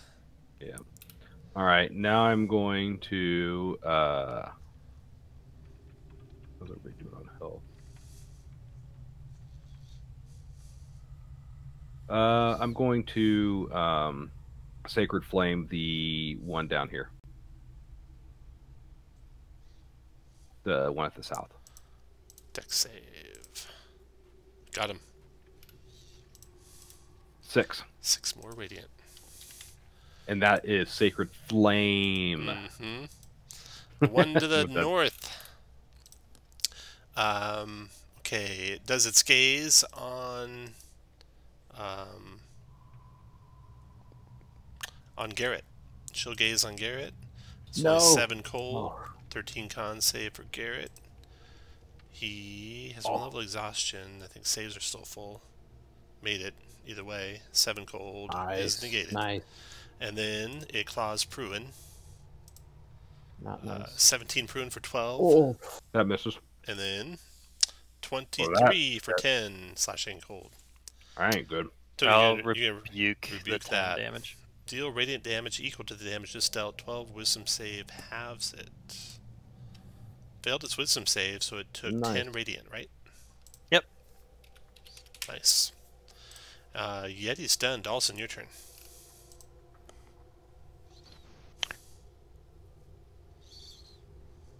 Here goes again. The one to the south. Nice. 13. Two, Yep, two one to the fire south. damage. Got it. we just need to roll a little higher on our damage. Yeti number. to the south. Okay. That would help. Tony, he'll do Right. you with the chill gaze. Oh no. 7 cold, 13 con save negates all. I'll inspiration this. Okay. Because I'm not a mad lad. Okay. Alright, then it claws at you twice. Let's see, 17 missed. 17 missed, okay. That'll hit. Actually, it misses because he's got fire damage, so he's at disadvantage on that attack. Oh, very nice. Oh, wow. I've been watching those. That's the first time it mattered. Mitch, your turn. Wondered what it was. Okay. Can you firebolt the one up north if you're doing it at disadvantage anyway? You don't want me to finish the one off to the south? I'm hoping if you give me advantage, I'll finish it, and you can give the one up north disadvantage. That's my hope. Okay. I will firebolt the one to the north. Okay. Come on. Nice. Oh. 10 does not hit. And I will give Rose advantage on the one to the south. Okay. All right. Tyke is unconscious. The other Tyke wipes the tear off of his eye and charges back into the fray.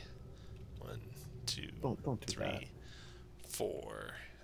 Climbing up on his mother's back Oh, to there, I'll but hit that's a double move. It's done. Rose, your turn. it. With my reaction when it gets within range, I'm going to hit the Tyke. Oh, God. 20 for 12. Rose kills the Tyke. Just get the fuck Just off. No, he knocks it out though, right? He skewers knocks it out. No. Well, I Skewers the chop it in half. Tyke. Chop you that fucker's sick head fuck. off, and it rolled, Alright. slid down into the Sick crevice. bastard. A crimson Wonder- You're arc. sick. Crimson You arc. should be ashamed of yourselves. I'm not. Crimson says the guy who. Oh, you didn't kill the other Tyke. You were very nice. Yes, I was. Yeah. These are Very nice murderous guy. bees who have torn people in half and eaten them. I don't feel badly. All right, the one to the south with advantage because of the liquid rain, 15 for 13. Finished it. And then Mama up north with the butt, 11. That's gonna miss. And Yep. I'm gonna go 1, 2, 3. I think that leaves room for people. As long if After that's what's in this one. Rose, Scout's turn. He's going to do his short sword twice. Boom, boom. Both hit for 8. Then Tony's Dang, turn. dude. All right, I'm gonna say, excuse me. 1,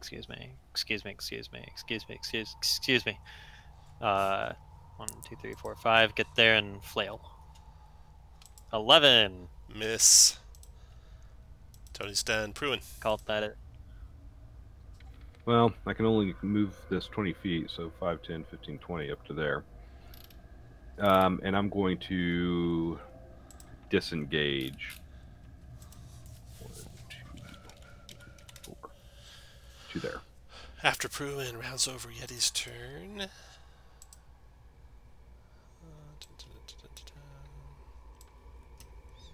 New combatant in the fight. Did my red spot egg hatch? Kidding. Kidding. But Oh my god. you can feel it's there. The rage in you is like bringing it to the front. But you Use your resist. You druid hold it powers. back. The Yeti. Then you fled. It's got Rose and Tony crushing it, and the fighter. So it's going to go after someone randomly. It's going to go after. I'm going to roll a 4. That is Tony. Okay, I still have Sanctuary up, so DC 12 Actually, wisdom. Rose, have you been chilled gazed? I have. I have. Okay. Not by this one, by the other one. I don't know how that works. Dawson, have you been chilled gazed? He was the first one. He Who's was first? I Mitch think we all has. Pruin Yeah, I have. has. I think we all have. The familiar hasn't. Yeah, no. Claw attack on Tony. Holy Oh! shit, son. That's a 19. Hold on. But No, you gotta I take off resist 6 of 3. it, and 4 of it. You gotta take 10 off of that, so you'd only take 9. Oh no, no. I'm sorry. You gotta take 3 no, I off, 3 resist, off, and not 2 immune. off. So you take 5 off. So you take 14. Did 14. it roll? Did it roll as a crit? Yeah. And also Channel Divinity only happens once. Sad. Okay, that was the first claw. Second claw on you, Tony, is a miss. As the Yeti was swinging for the bleachers. Oh, did it need to make a Sanctuary saves for those? No, you lost your sanctuary when you attacked. Oh, it goes away when I attack? It does, yeah. Yeah. Ah! Swipes probably a read shit that. spell. Dawson. We're gonna Great forgive you this spell. time, Zach. Just don't attack. Yeah, maybe. It's a good spell. Don't listen to Kirk. To the south. Oh, no, not there anymore. To the north. That's a hit. 19 for 6. 6 fire to that one. Then, Mitch, your turn. Go to there and attack and miss and give Rose advantage. And Tyke is unconscious. Rose, your turn. Let's see, with advantage. 17 for 10, and I'll mark it. 10. And got it. then I'll give him the butt for 24 for 7. 24 for 7. Finished it. Oof. Also lethal. Yeah, I walk up and cut this fucker's head off. No. Yes, that one. I won't. I will not let him. I will not let him. Okay. I will attack him if he tries to do that. Okay. You want to take the attack, Mitch? And be kicked out of the Yeah, campaign? absolutely. Okay. I have you'll one be more out, spell though. slot for crits. You'll be out, Do Mitch. what? You'll be out of the Oh, I campaign. will? Yeah. Because so I'll be out for killing something that attacked us. Is that correct? Correct. It is a child. Actually, it's just a creature. It's not a child. It's just a creature. Calm down, everyone. If you found a bunch of wolves that had torn apart a farm family, you wouldn't save the pups. Wolves are just I would. dogs, if you think about it. No, they're not actually. They're not a whole lot in common about them. Yeah. All right, Nasty, so vicious fuckers.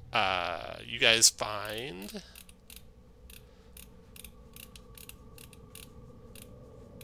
I don't know if you remember or not. Maybe you don't. Where'd it go?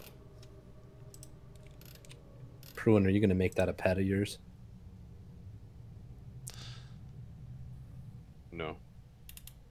He's gonna leave it to die in the I'm wilderness. disappointed. Yeah. It's No, like, I'm gonna stabilize it. I'll use that. Well, yeah. it's like being you'll die. pro-life, but don't give a shit afterwards. Pro-life, but I'm not taking care of it. Right. No, I mean I would. I didn't think it would actually go with me. Hand raise it, man. I'll Feed it try to from your raise it. teeth. Yeah. Yeah. I bet let's do it. Melody would love it. Melody can give it a new home. I'm She going to.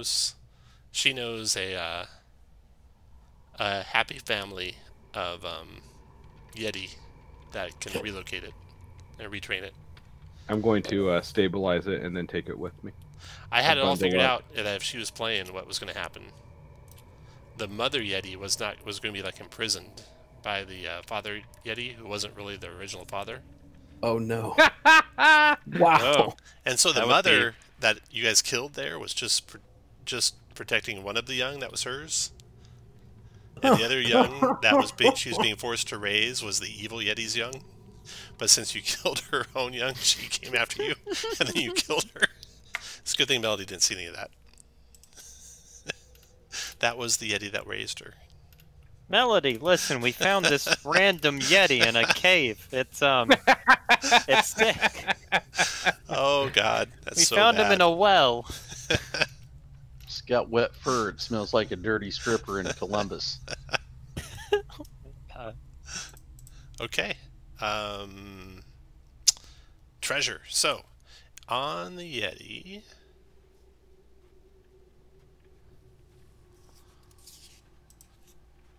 that wagon with the Wells Expedition printed on the sled, hidden under the sled is a mess kit, an explorer's pack, some blood-spattered heavy clothing, enough to make 2 cold weather outfits out of.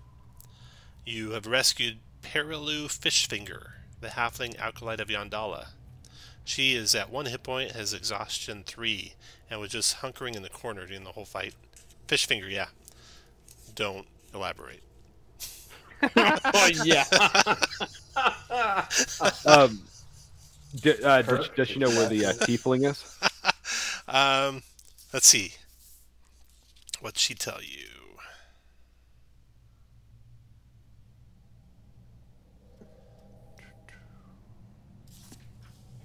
Fishfinger. She thanks you. Use... Oh, sorry, go ahead. She says she's sad to have witnessed the death of her Goliath friend Mokingno. She doesn't know what became of her other companion, Asterix, and would love to answer that question before returning to Ten Towns. But she's really badly injured, so maybe she should just stay behind and offer,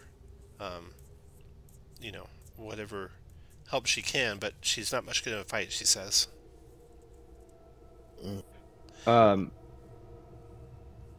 Tony, you get 10 hit points back. Oh, thank you. I mean, should we rest here and let her heal up a little bit to travel, or You could at take a least we short could rest let here. the You don't think there'll be another Yeti coming, It looks like there's only 2 adults here. Is it survival wise? Would it be possible to like stay the night to get at least get the exhaustion off of Garrett? Maybe one of us can help carry. Well, if there is a person up there Fifthfinger. alive, they might not be alive in the morning. Oh shit, there's someone up there. Oh yeah, let's take a short rest and get Okay. up there. Short rest it is. Everyone can spend hit dice. All right, hit dice it is. These 2 have already spent all their hit dice, so they can't heal up any further. Shit. Well, I'll do Arcane Recovery and get my 1 spell I use back. And then I'm gonna tell everyone the just great using one hit die. story of the Yeti baby who was free tempies.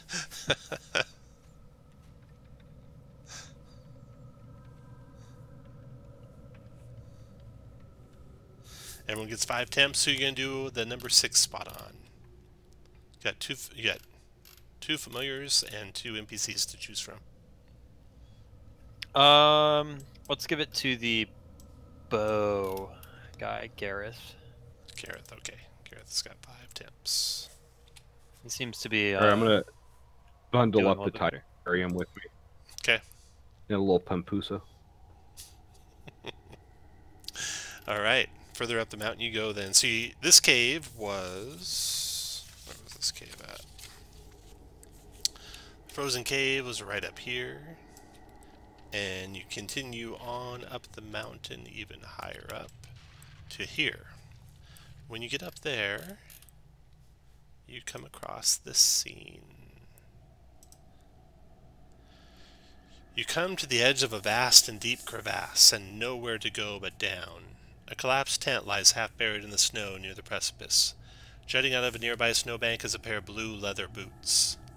Next to the grim display, a figure in cold weather clothing sits in the snow, her knees pulled up tight to her chest. Horns protrude from underneath her fur-lined hood. This is the tiefling wizard, but she is frozen solid. Her teeth are clenched and her eyes are staring at the blue boots. Neither one of these people are alive anymore. Searching them, Sorry, what was that last line? neither one of them are alive. Searching them, you find upon the tiefling a potion vial and a leather-bound spellbook. The leather-bound spellbook has the following spells in it.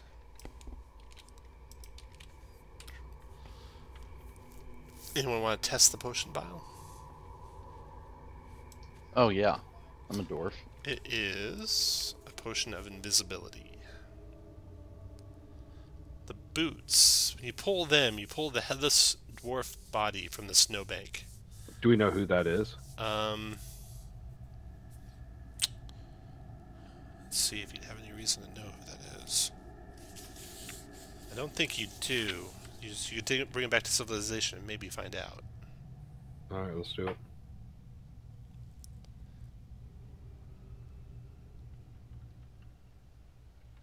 But you said it was a headless dwarf corpse? It is, yep. His head was one of the ones in the trophy area. Let's see here. He's got a wineskin, a half-eaten block of goat's cheese, and a miner's pick. Alright.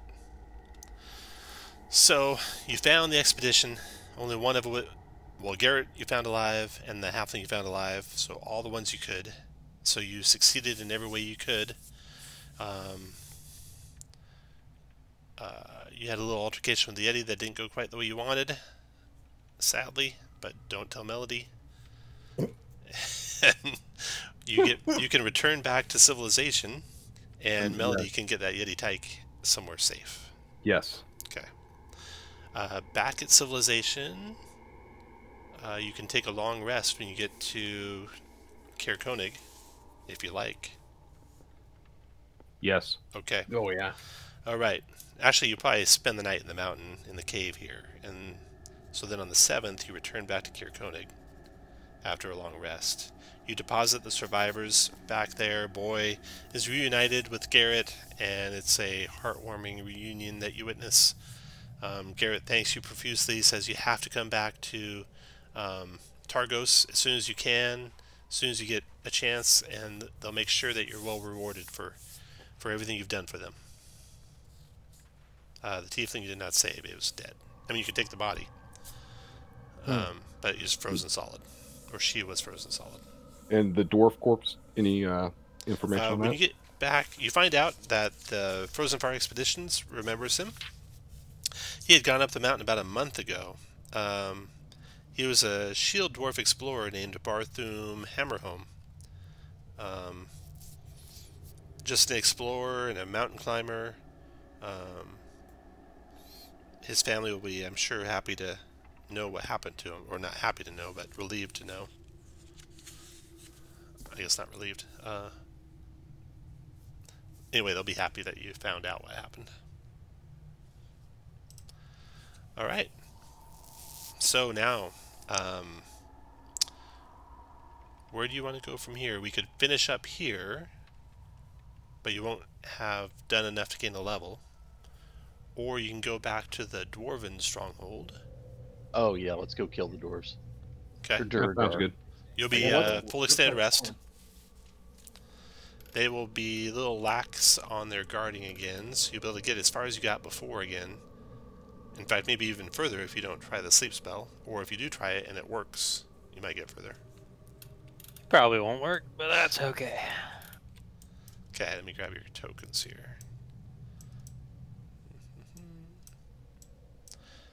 So the mighty climbers of Kelvin's Cairn return triumphant, and then you head off after the dwarves. You find, some more information, some more stuff the dwarves have stolen. I'll wild shape into a bunny to get by. Oh, nice. Okay. Yeah. Which is just me crawling with 2 bunny ears with my 2 fingers. Right. On my head. I thought druids could wild shape. He can. He's a bunny. Maybe more appropriate term is furry, but... I have a number of furry costumes in my backpack. I will pull out the bunny one. Okay. Okay, so this time, sneaking up to the mountain. What are you going to do? I'm sure he's got all his health back too. Yeah. There you go. Gonna try and sneak by him or sleep spell him? Is there any chance we could come from like the north part of the mountain and like use our climber kits to come down on this fortress? Or Yep. You guys feel like being, SEAL Team 6 here? Absolutely. I love it. Yes, it can only go down from there. So yes. Yeah. I spent 27 gold for a reason. Yeah, you got a whole bunch of climber kits, so you can climb over the top basically and come down here. There's this culvert with the frozen stream that there's a tunnel going into the mountainside there, right by you, Pruin. Nice. And then of course there's the front doors right there. Just head in the hole. That's my philosophy. Always go in the hole. No matter which one it is. Okay. The sides of the well are icy. You come to a well, and you look up. You see it's... I'm sorry, Tom. Could we have scribed some of those spells into our spell book? If you want to take a week or so. Or Oh, days, I thought days. It's not overnight. It's only okay. days. Yeah, it's only days. All right. Definitely not overnight because you just got back in town that day. You get back to here and you can climb up the tunnel. It's icy though, but you all have climbing gear, so you'll be able to climb on up and get out. Woohoo! But I'm going to need kind of an order that you're coming out in. So We'll send Mitch first. why don't you line your guys up Oh, diagonally with the lead guy on the well, whoever that is. Taranga, do you want to go first with your perception? And I'll come after you and then Mitch. My perception's the best. Do you want to be in the front? It's Pruin and then Rose on perception. Yeah, Okay, I'll be in the Pruin, get up there. Yeah. Okay. Oh, Pruin. Oh, sorry, wrong way. Yeah. Mitch, why don't you get up here behind me? Okay, Pruin, make Grab a my stealth hand. check for me, please. 2. Right, awesome. All right, so you Dawson, you want to swap with me? you can see the extent of this first room when you peer out of the well.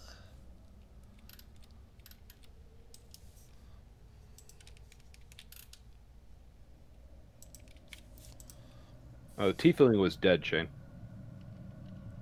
Hates it. But we saved the Tyke. So, the hall is devoid then of we any saved the house. decoration. There's a frozen well, which you're coming up out of. There's 3 iron cages pushed against one wall. Leaning against a wall near the cage is a wooden dog sled with ice clinging to it. One of the cages contains a malodorous ogre with rotting, half-frozen skin and an empty right eye socket. It howls in despair at the sight of you. Another cage has a pair of nervous-looking goats. And roll initiative. And you said that's an undead ogre. Yes. Hey, Right Pruin, do here, we have to save undead that ogre. too, or Oh yeah, it's a baby. he's just Kirk, you can eat 20 fucking dicks. Are they baby dicks or? Wow. Don't sell yourself short. You can get full adult-sized dicks in your mouth. That's all you guys. Okay. The ogre. Did I roll? There we go. Descend. Dawson. Well, there's nothing much you can do. Let's just do only Pruin and the ogre. So the ogre is trying to break out of his cage. Let's see how easy that is for this ogre. Here's his athletics check. Ooh, didn't get out. And then Pruin, go ahead. All right. I'll get out. 1, 2, 3 to here, and I'm going to cast Sacred Flame on the ogre. Okay. 13 Nice. deck save. Wow. Fuck. God damn it! Let's see, and then He rolled a 16. all of 'cause he's you got a move negative up 2. to there. Round 2. Right. That makes sense. While you're moving up there, you can do like spells. You can't target Pruin with any of them, but if you want to do any spells on yourselves, you can. Okay, so then we'll skip Mitch. Rose, go ahead. Well, I guess I'll pop up, and if I can, I'll get within 10 feet of the cage. Do I think I can poke him through the bars? Yes. I will poke him through the bars. An 18 for 5, Yeah. and I'll mark him. I'll give him the butt for 11 for 4 if that hits, and then I'm actually going to step back. So if he comes out of there, he has to get close to me. Defend my buddy Pruin. Zombie tries to break out. Does break out. Shit. All right, Charges I'm up on gonna hit him again. Rose. As he gets within 10, I'll do 14 hit him for for 4. 4. He's going to make me pay for that shit. Uh, It's going to hurt. boom. Pruin, go ahead. You guys are all moving up 1. Oh, I understand.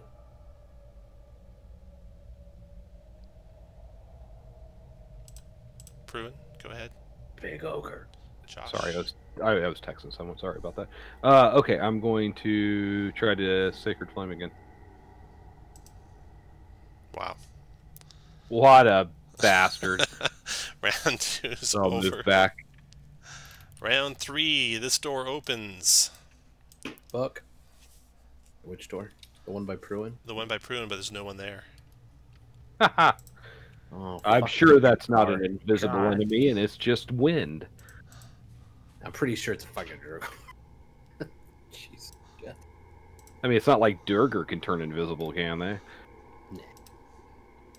Okay, let's see. Dawson, you're stuck behind people. Mitch, your turn. Okay. I will go to there, and I will firebolt a zombie. 19 for 6. Give Rose advantage. and done.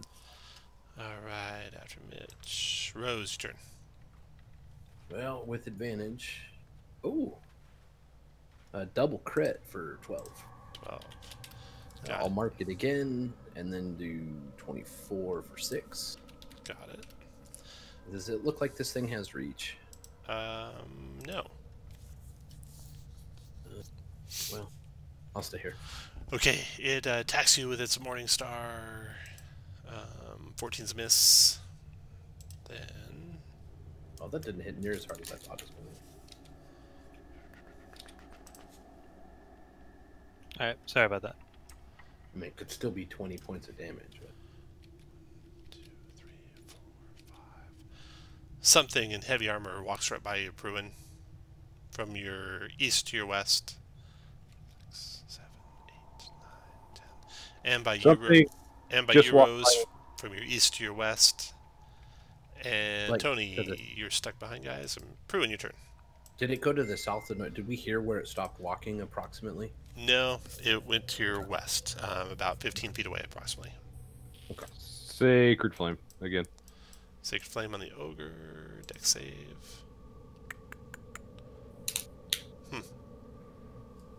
After Pruin. This is the most dexterous zombie ever. Dawson, your turn.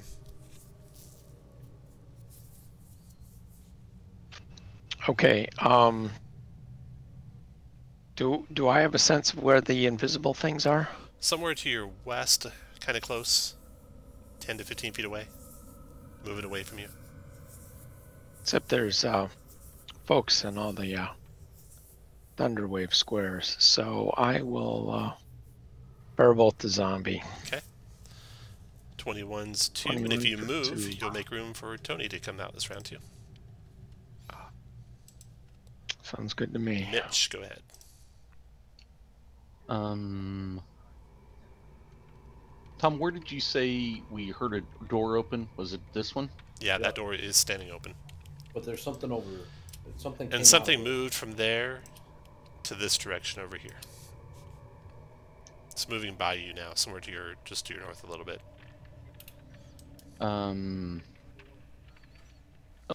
I'll cast Sleep Oh, and... Bad idea? Well, no, I'm a great dumb idea. wizard. So. Great idea. Do it. And I Fucking should A. be able to get... I doubt this fucker, but I'll put him in it and just... Oh shit! No, just get the dwarf. Just get the dwarf. Well, I'll get everything I can. I should be able to pin it...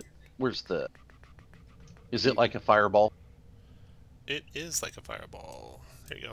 Use that. Oh Jesus!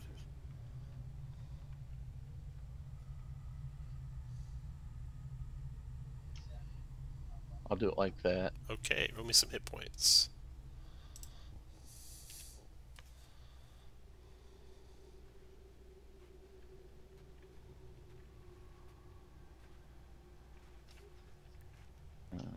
Sleep. Nice, 23 hit points. Some good rolls. Yeah. You got Sleepy Goat. And a Sleepy Goat. Good You- job. You don't hear anyone falling down, though.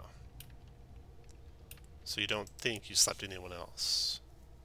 So I So we screwed that don't up. have- As, Don't have to worry about the goats. Well, do you? At least they're prone now. Mitch is done. Rose, your turn. Did your familiar hook me up? yes. Mitch? That hook up. Advantage on the... 19 for 11. 11. Mark it. 22 for 6. After Rose, Zombie's turn, attacking Rose back with the Morning Star. 18 for 12. Pretty sure that hits. Okay, then Fuck. you hear marching metal feet, or running metal feet, coming from just northwest of Mitch. 1, 2, 3. Runs by the goat cave. 4, 5, 6, 7, 8, 9, 10. And then runs towards this opening over here. And it's about in this opening over here. Wait, I'm sorry. Which open? About in this opening over here. Are you? If you're pinging. I don't think you're pinging. Yeah. I'll do it again. How about To the west there? or the Does that work? okay? Does that work? Yeah, that works. Okay, that's it. Tony, your turn. All right, can I climb up on out of here? Yeah. All right, what's all this commotion got? Holy moly! I'm gonna attack it. Hit. Did the 12 hit? Yep. Okay, let's throw a Divine Smite on there, first Ooh, level. 28 points of damage. Did I count that right? Yeah. Oh, Oh fuck. my god. So close. I Pruin, think there's 1 pixel. And that'll be it. your turn, Pruin. All right. Do it. Yeah, Bonus if it action doesn't spin work on the it. first time, just keep doing it over and over again until it does, right? Sacred Flame on the zombie. Got him. Killed him. Yeah, and that killed it too. Ha! Radiant damage killed him. No save. Either, no. Something is moving away over here. Sleep them, Do you want to move anywhere, Pruin? Yeah, I'm gonna move down to here, so I'm a little bit closer to Okay. my friend. After Pruin. Dawson, your turn. Where is it moving around? Over here. Well, that's no fun. Moving away from you into that room back there. You can see that. Yeah, I don't have sleep, and I don't want to use Thunder Wave to alert everything, so I'm going to do Firebolt with disadvantage. It's not bad, but they got armor, so that it probably is bad. A 14 does not seem to alight anything. It just flies on to hit the wall. Okay. After Dawson, Mitch. Go to there and sleep that area this time. Okay. Roll sleep. Now that's gonna wake the goats up. We're gonna have to deal with them. 26. That's not bad. Nice Even roll. better. Nice roll. Nice roll. Sleeping and prone, a dwarf appears.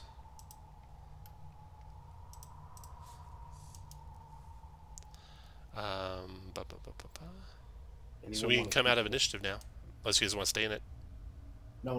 Let's get that guy and tie him up. Okay. So combat's over. The goats are sleeping soundly. The guy's sleeping. Put you guys where you want to be when you go to tie him up, I guess. If that's what you're doing next. Yeah. I'm gonna actually walk down here and try to That stay out room of the view of beyond. this Let's see what that hallway. room beyond looks like. It looks like.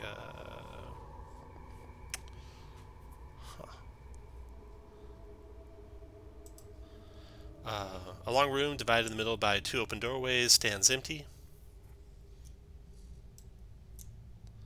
You can just make out Pruin in the far southwest corner, an iron lever sticking out of the wall. I bet that's what he was running for, huh? This is the iron lever right over here. Let's Oh, see I what want to go else. pull it. You got a door down here. That's it. All right. So you guys get to there. When you get to there, all of a sudden you hear the twang of a heavy crossbow. Or no, you don't. A javelin comes flying. But you heard some movement of armor on stone, so you're not surprised. No surprise around. So go ahead and take up, you're already in your positions. Roll your initiative, please. This was just as you're coming up on the sleeping dwarf. Damn, Dolphin. Shit. Is it the goats? Did they wake up and attack? No. We're about to get goat fucked, probably.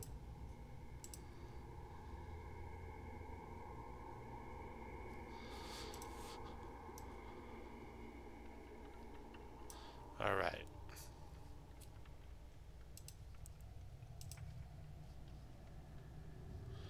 So, you hear, you think at least 2 creatures moving towards those openings and getting ready to attack, but you are able to warn the party first, Pruin and Dawson. You react first to that. So there's got to be someone in those archways. You can ready an action to attack him, or you can attack blindly. I'm going to take a chance that they're going to take a swipe at somebody, so I am going to ready a firebolt to shoot if they become visible. Got it. Tony, your turn. I'll also ready an attack for someone in my range. And Mitch, your turn.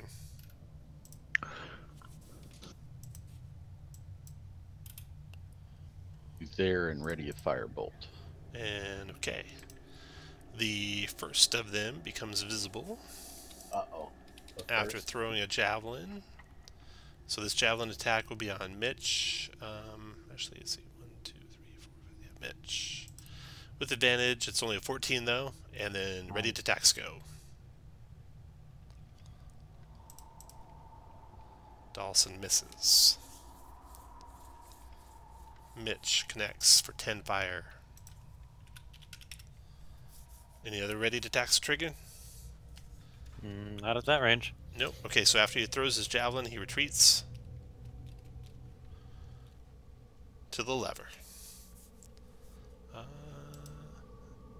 Then another javelin comes flying.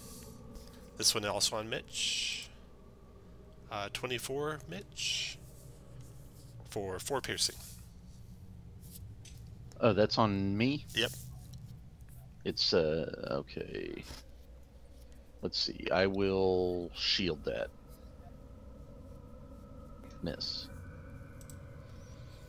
Do you have to see the attack to shield? Oh, probably. No, you don't. Just hit by an Okay. attack. Okay, so... but you can't shield, can you? Why? Reaction Because to you used your reaction. attack. Ah, because I readied an attack. Okay. Yeah. Hmm. But it went off before that. Does that get rid of it still? Yeah. Okay. Uses Alright. your reaction. So sometime in the round you used your reaction to already. Okay, Duergar throws that, stands his ground with a warhammer in hand. And Pruin, your turn. Anything you can do to stop Lever Boy? Actually, he backs up out of sight of the ranged attacks. Pruin, go ahead. 1, 2, 3, 4, 5, 6 to there. I don't think I have any spells that's going to have a strong possibility of killing that guy, but Plant let's growth. or- try doing guiding bolt on him just to say I The did injured everything I one could. or the other one? The injured one next to the Lever. Okay, go for it. Oh, Oh, cow. What a crit. Bye-bye. Boom. Holy I mean, I don't know if I can do anything to stop him, but I'm going to try. After Pruin is Rose. I'll move 6 to here. Glaven at 12, probably not. I'm going to say that's what you got to look forward to if you don't give up right now. Those are both misses. Yeah. Round is over. Start of the next round, Rose. Coming into view is this giant dwarf. I'll just show you all a picture of him. Looks like that. Oh, that's Holy fucking shit. Nildar. That's a Nildar. big dwarf. And he is a large size, and he's right there. And at his initiative, and... Is Nildar his name? Yeah. Race. That's cool. Okay, Dawson. That's Radlin backwards. Who's Radlin? I hate it.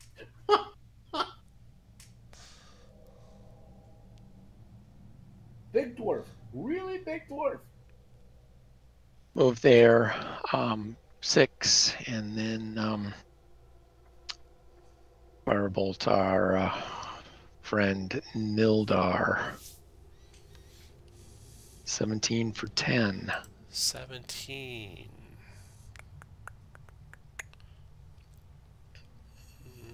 That's gonna miss. Ooh, Just he's because got of, plate or just something. because of cover. Yeah, okay, that makes sense. After Dawson, Nildar's turn.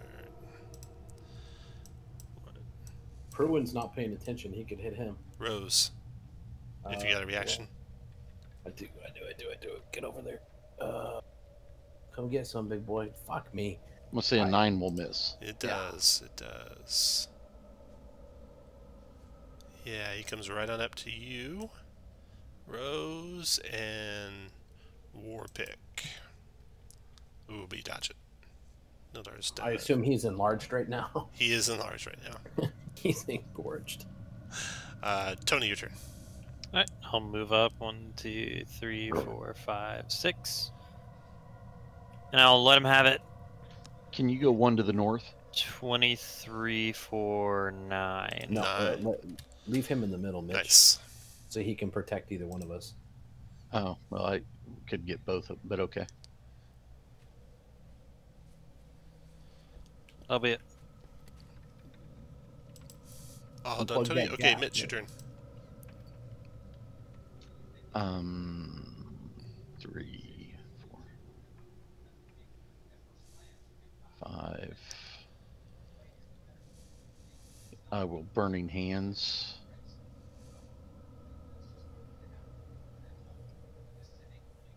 Oh, strong damage. 7, damage. 13 dex save for half.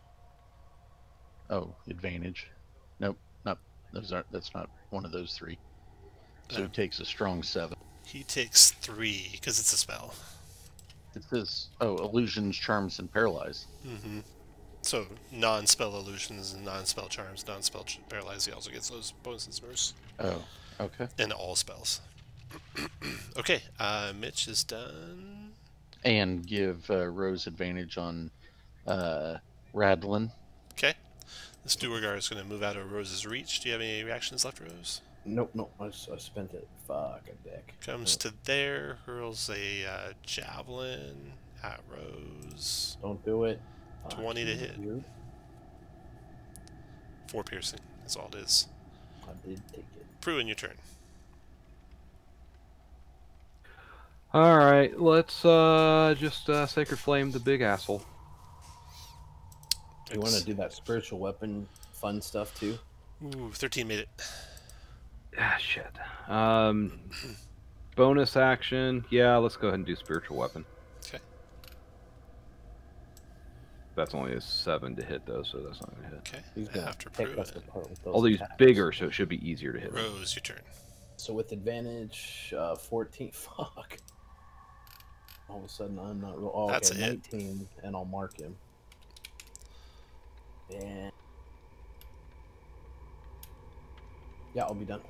After Rose ends round. Dawson, your turn.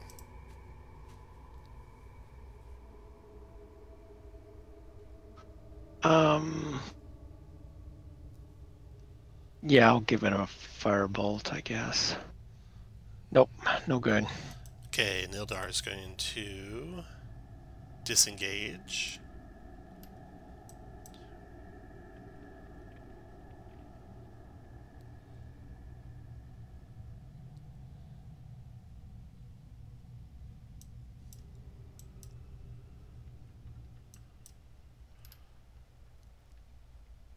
Where the hell is he going? Goes through that door and shuts it. Tony, your turn. Does it look like that's a door we could open, or Yeah, it does. it's not like super It's huge? made out of stone, Tony, but you think you can open it. Open that fucking door, Tony. 1, 2, 3, 4, 5. FBI, open up! Make an athletics check. Poof. 19. He said, fuck yeah. Oh, no. 20. I'll Okay, there's use a a big hero weight point. against that door, and you're not able to budge it. Mitch, go ahead. That'll be it.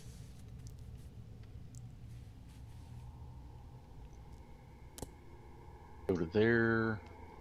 I guess firebolt that Durgar.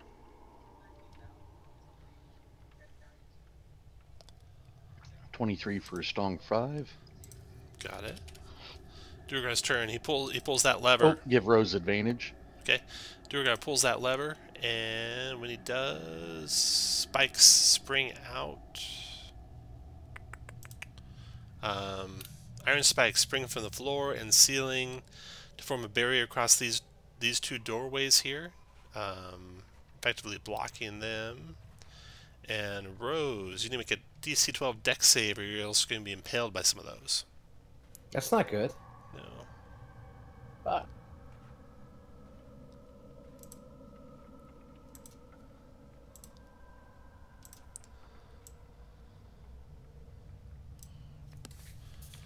What'd you get, Rose? Oh, yeah, not a 12. not a 12. Okay, so spikes across that door, spikes across this door. Rose, you take 9 points of piercing damage, and you are restrained Good. as a spike's gone through your leg and is holding you there in place. Duergar's done. Pruin, your turn. These spikes are too tightly woven for anyone to fit through. I don't need to fit through that shit. I'm gonna move my spiritual weapon here and take a swing at this motherfucker. Go for it. 17 That hit. for 6. Got it. I'm gonna move right up to the spikes. I'm gonna flip them off as I sacred flame them. Dex For 1. save. For 1. He didn't like taking 1, so you would say that. Rose, your turn. Okay, Rose, there's no way to get yourself unimpaled short of pushing those spikes back, and that's going to be like a DC 20 athletics check as far as you can tell. Oh, that's no step for a stepper.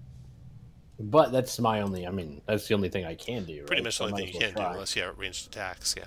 Yeah. No, I will try. Oh, you should have So- readied. Push as hard as you can. Can't get it pushed back. Round is over. Dawson, your turn.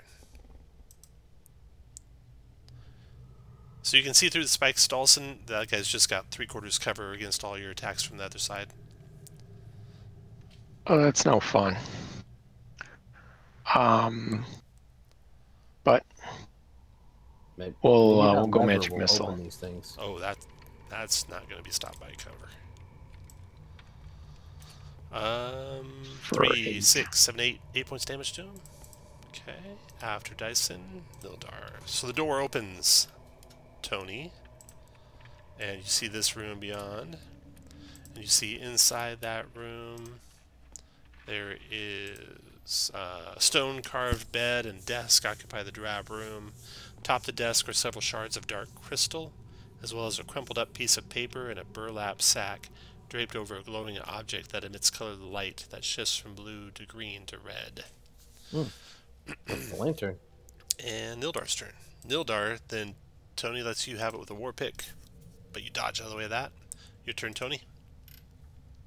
I'll let him have it with the flail. He dodges And that. He'll dodge that. Mitch, your turn. I will firebolt the guy right there. That's going to miss. Dodges that. Can I come up and free action move the handle back down? It'd be an action since he's holding it. So Oh, he is you'd holding have it. to like counter his attack. Okay. He will. Then I would have stayed there if I saw Okay. him holding it. Okay.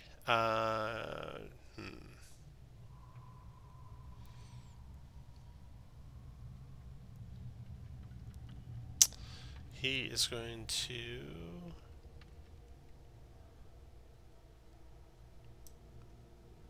grow to large size. Pruin, your turn. All right, I'm going to take a swing at the big guy. Spiritual weapon. Crit him, Oh, for 9. Ooh. as I do. Falls hard to the ground, Motherfucker. armor clattering around him. Then I'll go ahead and Sacred Flame Nildar. Nildar tries to dodge the fires coming his way. Fails, takes 8 For 8. radiant. Cow, Pruin's on fire. Yeah, Bruin, don't fuck around. Rose, your turn. Oh, that's not the right button. Nope. Almost, not quite. Round is over. Dawson, your turn.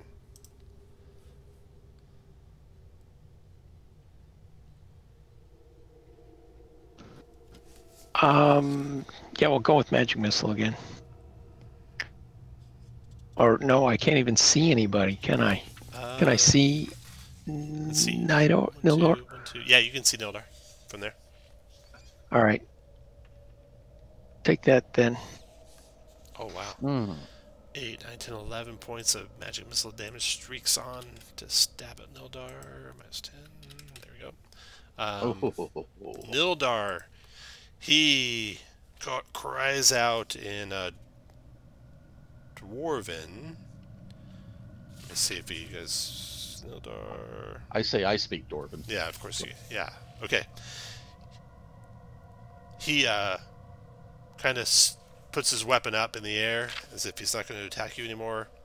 He says, "My father is more powerful than any of you filthy creatures could imagine." He's going to keep talking, Tony, but it's your turn to attack if you want to stop him. Stop him, Tony, because I will. He's my Uh, arch enemy. He's a Duragar. I'm just gonna give him a quick bonk on the foot. Oh God. Knocked him out. Yeah. Nildar is unconscious, shrinks back to regular size after a while, and you tie him up and have him hostage. You guys kind of forgot the one behind you, though. He's still asleep. No, it's only 1 minute for sleep, right? Yeah, but we're still Didn't in we time? combat. Oh, we never got around to tie him up. No, we got out of rounds, and you guys were walking up there to tie him up, and that probably took enough time that Oh, he's Like back. more than a minute waking to walk up to him. Or... Oh yeah, you guys talked for like a good 20-30 seconds about what to do next. Oh, I always do. Okay, so I forgot him in the initiative, so he'll come right after Tony.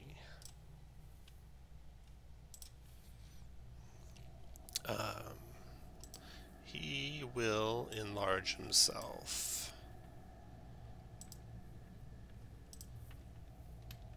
Stand up and move 1, 2 to there. He's done. Weapon readied.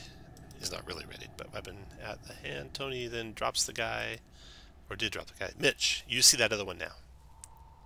Rising up. First off, go to there, raise the deal as my Okay. free action. It's actually an action.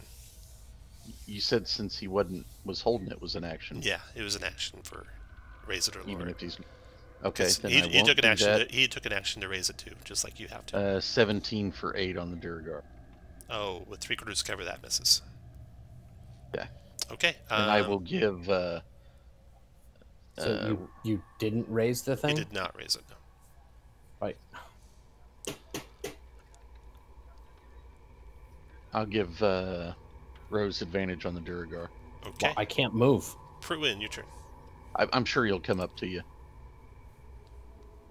All right, I'm gonna move this 1, 2, 3, 4 as a bonus action, and then as an action, I'm gonna Sacred Flame him. Sacred Flame. He got it. Six. He dodged it. Rose, Oh, he has advantage? Yeah. Ah, that Rose bastard. can't push her way out. Rounds over Dawson.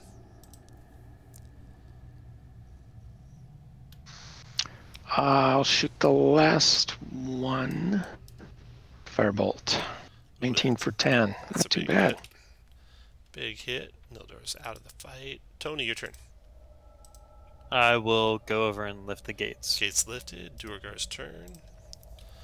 1, 2, 3, 4, 5, 6, 7, 8, 9, 10. Mitch's turn.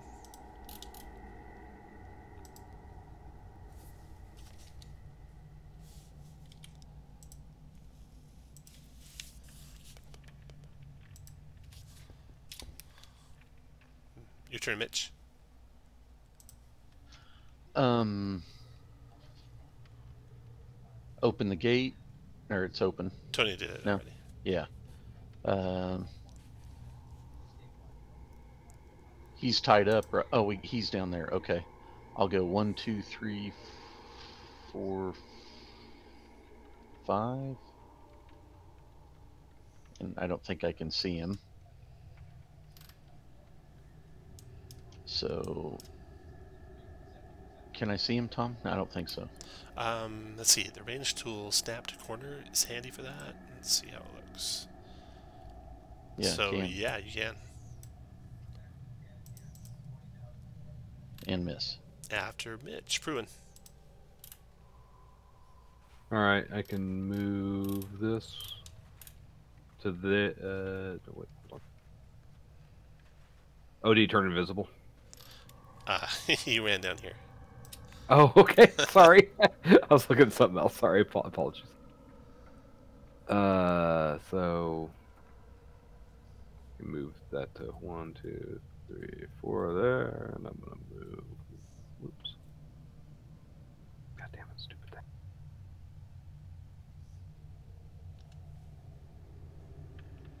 6, and let's go ahead and Sacred Flame his ass. Deck save. He Yeah. dodged it. Rose, your turn. But he knows it's coming.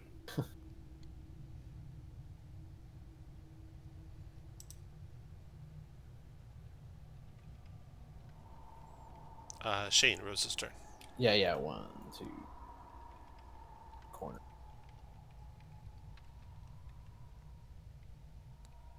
And 12. Wow, got in reach. Well done. Next to go, rounds over Dawson. Move here. Blast him. That's a miss. It's a miss. Tony. Okay. I'll just dash on over. Okay, after Tony, Duergar's turn. Provokes. I will hit him, I hope. Let's see. Now we're back to hitting, so 20 for 7 and mark him. And mark him. Okay. It's 1, 2, 3, 4, 5.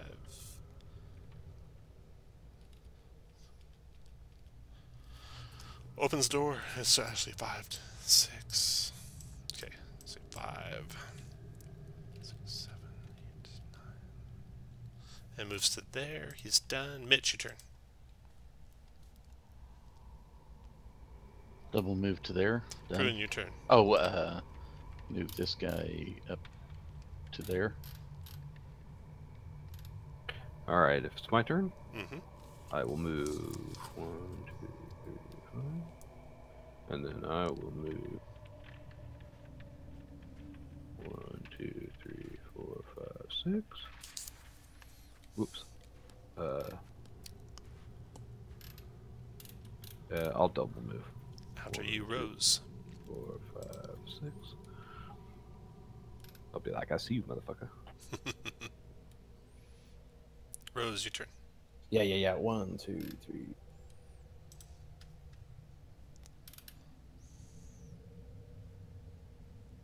Well, whatever. Actually, if I'm going to do that, 6, 7, 8, 9, 10, 11, 12. All right. You see those steps go up to a room above. You don't see what's in there. And all of a sudden, all the doors open. Good. And standing there in these rooms, you see Reghead warriors, you see villagers, commoner-looking people, some scouts, but disturbingly, all of them Dead. have like fungal growths covering their bodies and their bones, That's and fine. they move almost like zombies out to attack. So they are all going to go on. Let's do one of them. Go at turn.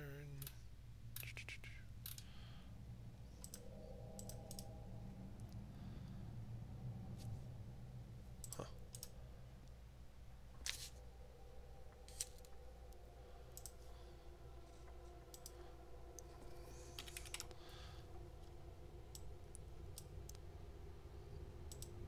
Okay, Dawson, your turn. So the doors Move are all 6. open, Dawson, so you can see all the guys in there.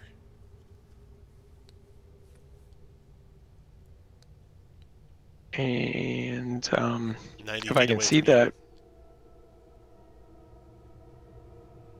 You can also see the big dwarf, yeah. Yeah, I'm gonna blast him. 21 for 10, not bad. He falls aflame at your feet. Rose. Tony, your turn. You see zombie-like humanoids covered in plant growth and fungus coming out to attack Rose. Tom, we don't see Oh. a handle to shut those gates. No, there's not like a Okay. lever or anything now. I'll dash on up. After you, Mitch.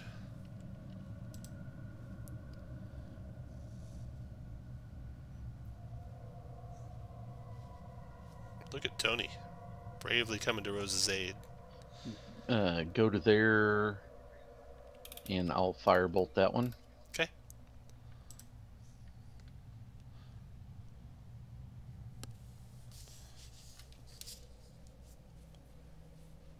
S- 17 for a strong 1, Oh no.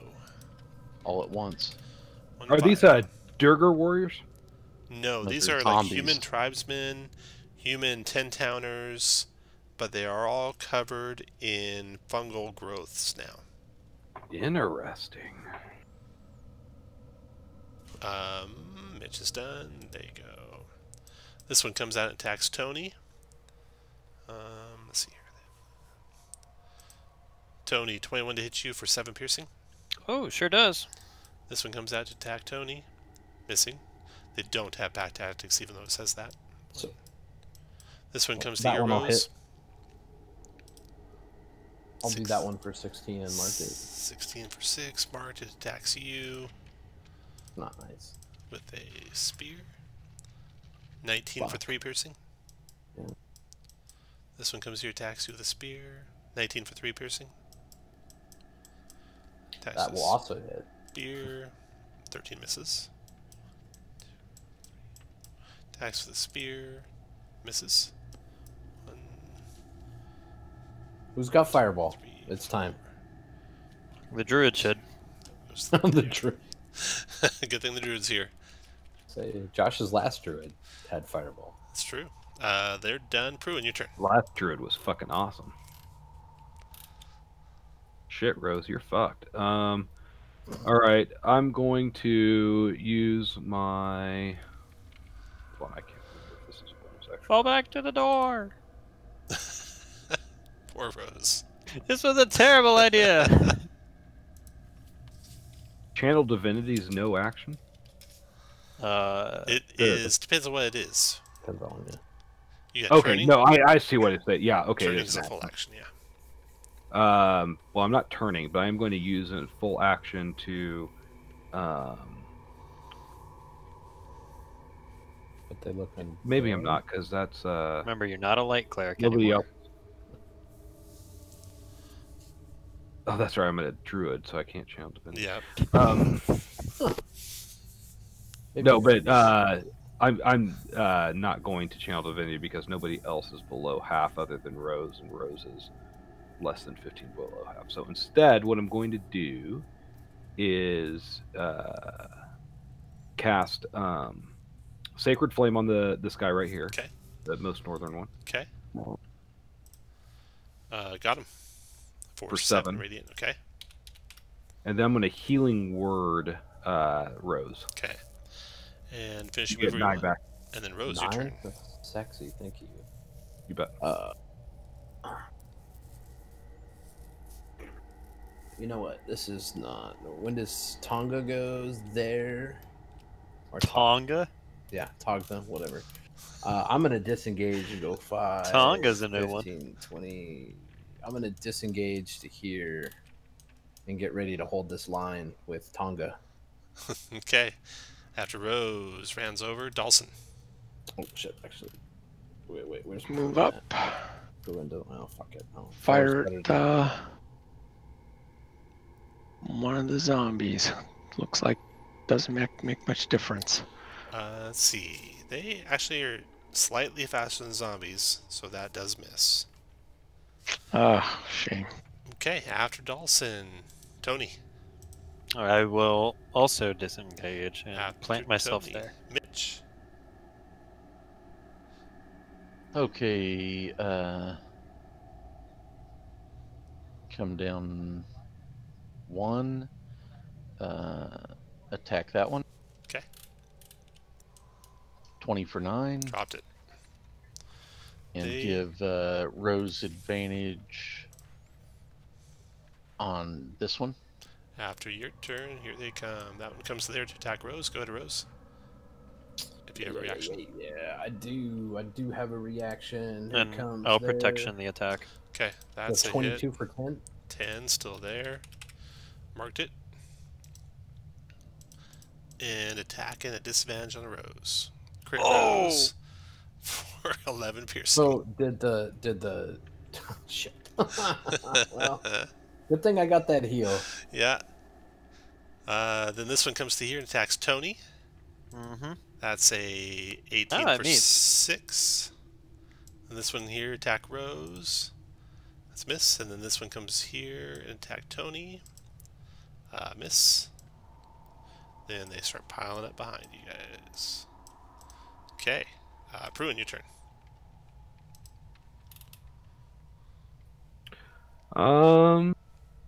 Bonus action. I'm gonna slowly move my spiritual weapon down here, which is by the way, a giant Furbolg-sized axe. Nice. And I am going to Sacred Flame this guy here who has the skull and crossbones on him. Okay. That's almost dead. Got him. Dead he is. Fuck yeah. After Prune Rose. Let's see. The one that is south of Togna. Okay. 11? 11 missed. 7? Yeah, let's give him the butt. Ooh. Ooh, 9. how about 9 in the butt? And I'll mark him.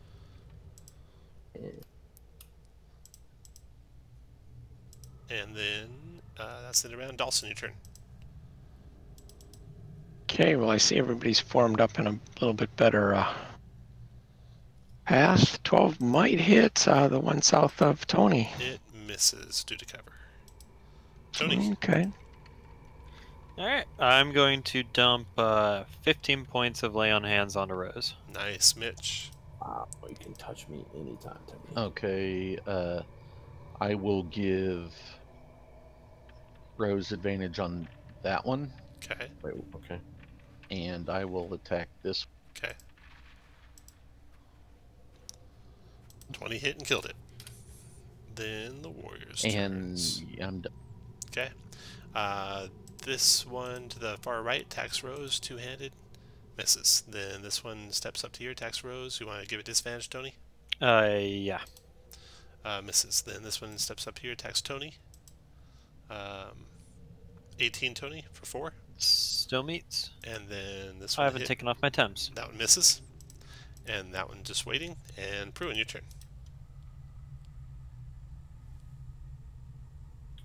Let's go ahead and move this down another 4. 1, 2, 3, 4. And let's Sacred Flame this guy right here. The southwest one? The one directly south of Tognia. You got it. That's only 2 though. 2. Got it. And then Rose, you have advantage on the far southwest one. Yeah, but I'm actually going to hit the one south of Tony. Okay.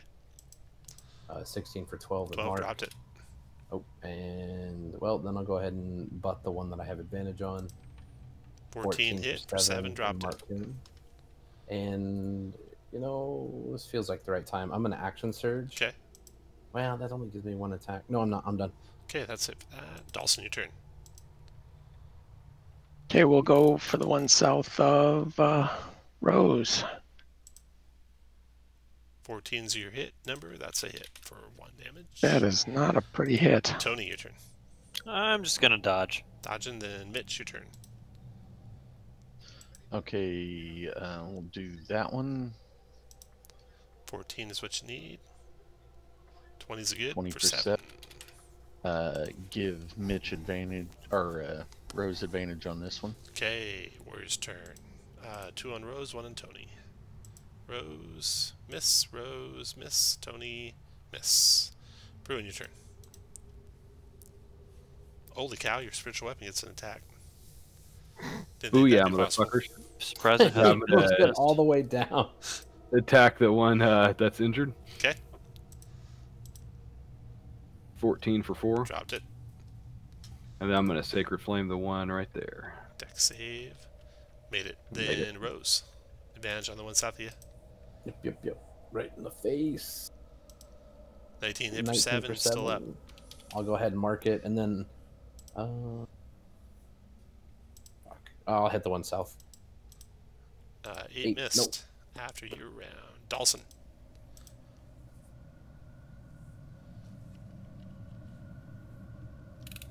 No luck. After Dawson, Tony. I'll follow up and hit that one, I guess.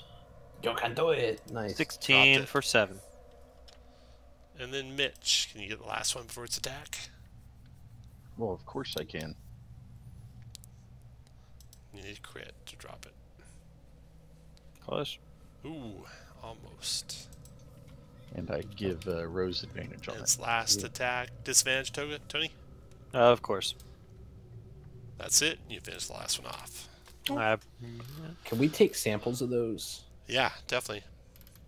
So, with that running fight, you've killed all the Duergar that you know of in the place. You got Nildar knocked out. You probably need to head back there and make sure you get him tied up. Yeah. We need to get that lantern back, too. Right. Yeah. Okay, so you're going to go back and tie him up first? Are you going to go back and tie him up first? Yes. Yes. Okay. Can we tie him up permanently with a dagger? No. No. Did you want to talk to the guy that might know where stuff's at? Yes. Yes. All right. Aren't you supposed to be a wizard now, like intelligent? Yeah. I'm a dwarf and I hate Duergar. So I am intelligent. So you're a racist asshole. Good to know. Yes. Let's see. The room contains a small coin purse stuffed with some gold and some silver coins. You find the stuff that's been stolen from... Some of the stuff that's been stolen from Caer-Konig. And when the dwarf comes back to consciousness... Oh, you find a letter, too. The letter says the following. Brother, you will find me on the frozen ferry in East Haven. From this new base, the search for Chardalyn continues.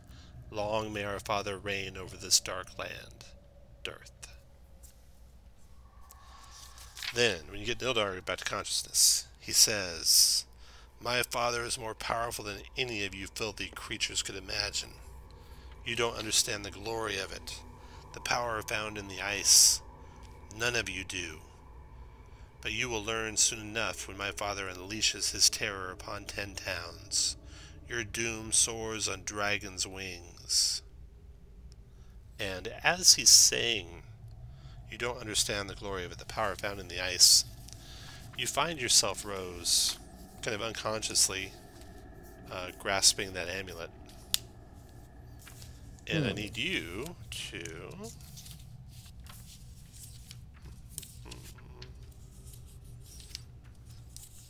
Wiz save, con save, charisma save. It's coming.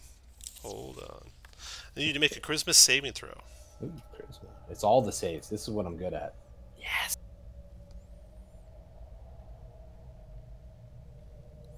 Is that a 3? Yeah. Oh no. Okay. Nice. Did I mention I didn't really want the amulet for 20 gold? Yeah, so you feel you know, as he's saying that, you're kind of touching the amulet, and you a spirit kind of takes over your soul, and your alignment changes to lawful evil. So You feel Kirk. cruel and manipulative feelings overwhelming you.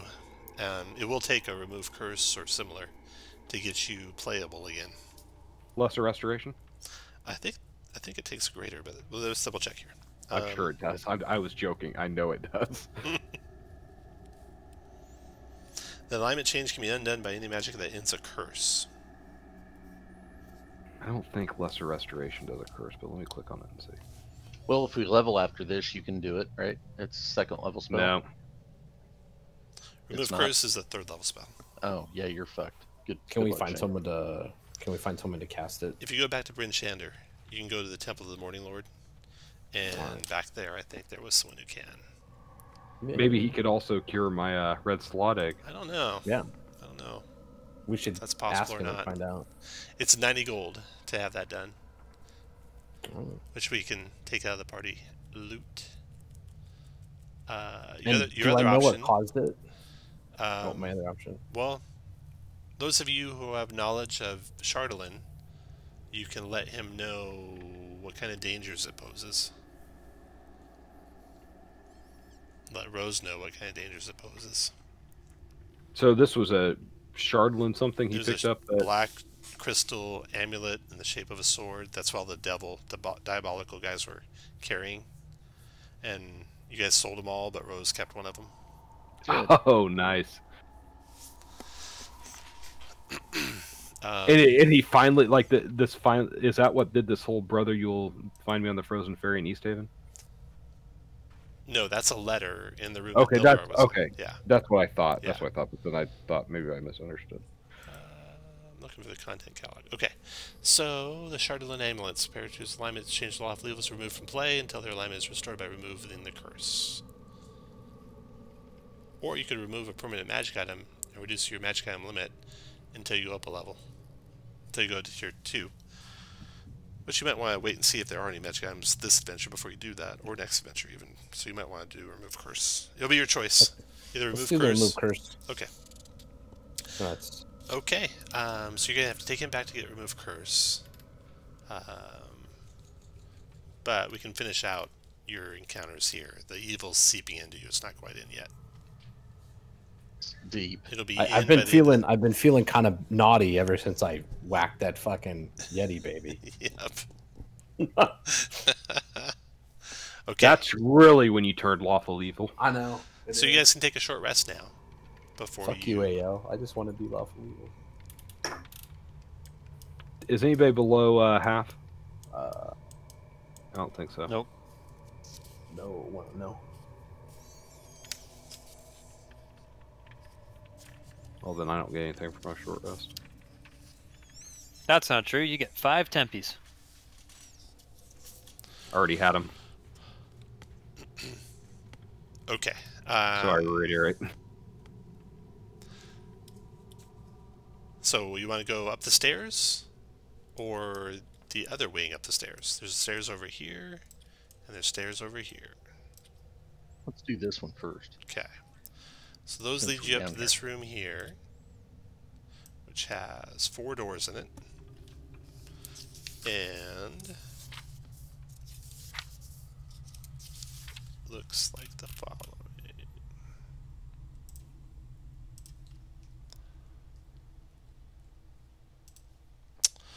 Small rooms flank a central common area where crates and sacks are stashed against the west wall.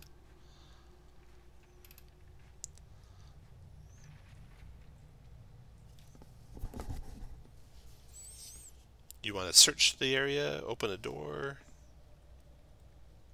That's you, Togna, right? Or is that Pruin? I don't know who we have in front. Let's open the north left door. North left door. Okay.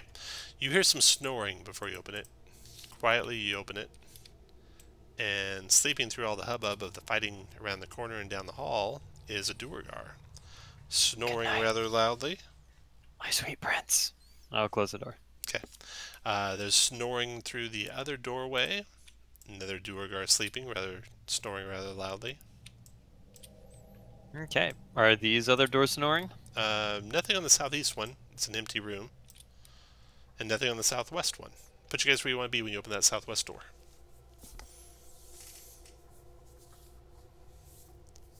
I don't know, guys, really. It's We're gonna okay put to him be in all mid. the way back there. Move you guys where you want to be when he opens that door, please. Come on, Mitch. Come Let's on, you, guys. Kurt. Mitch, get on up there. I left you a hole. Get next to the door. B. All right. I assume my spiritual weapon's gone. Oh yeah, definitely. You went and investigated Nildar's area and questioned him Yeah. and tied him back up and knocked him out, and he Took told a you short about rest. Yeah, I took a short rest. Okay, roll initiative. There's a Duergar in the room. He's a little startled when you open the door, but he had heard something up there, so he's coming to find out what it was.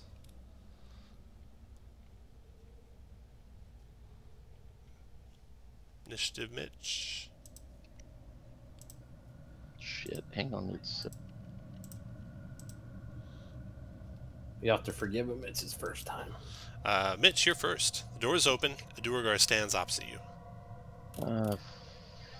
Firebolt, and then give Rose advantage. 21 for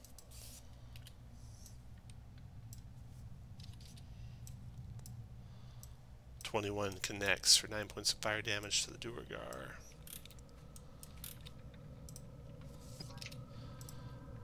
-9. Okay. After Mitch, Rose. Well, 2, 4, whack. 11 for 12. Miss. 18 for 7. Hit. Marking. After Rose comes Dawson. Hold on, let's see. So it was 2, 3. Miss. After Dawson is the Duergar. He yells and screams. They're all dead, dude. Just stop. Let's see who's he yelling and screaming at. We can't. Ruvik, Scorn! Ruvik, Scorn, get up! Yelling and screaming at the top of his lungs. We killed Servant. Good luck with that. He will... Let's see.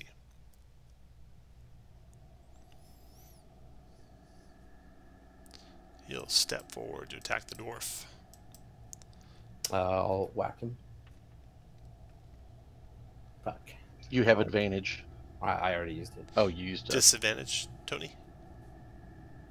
Yeah. Send that War up. pick coming. 6 is a miss.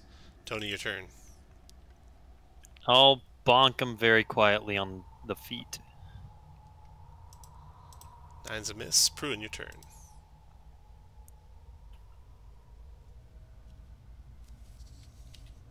Am I not seeing him for a reason? You should see him right here. Right here. When you're doing right here, it's not doing anything. So should it be? Yeah, so you might need to reload. Okay, can I see it? I'll reload, but before I do, can I see him from where I'm at, or Yeah, do I need to move? you can see okay. him. Then I'm going to cast Sacred Flame. Okay, dex save. Made it after you. Damn it. Those guys are sleeping. Round's over. Mitch, your turn. Okay. Probably have too many browsers up with all my fucking election things up. I will throw a staff fucking on him. 20 for 5, and then give Rose advantage. Okay, Rose, your turn with advantage. With the advent. Wait, Rose. You hear yeah, something before your turn. There is another Duergar coming up these steps, but he's invisible. He's right at the top of the steps now. He's right at the top of the steps. Yep. Oh, shit. All right. I'm gonna glaive 10. Shit. Wow. Double miss. All bad. And I'll move over here. Okay, you don't run into him, but you think he's right in front of you. Dawson.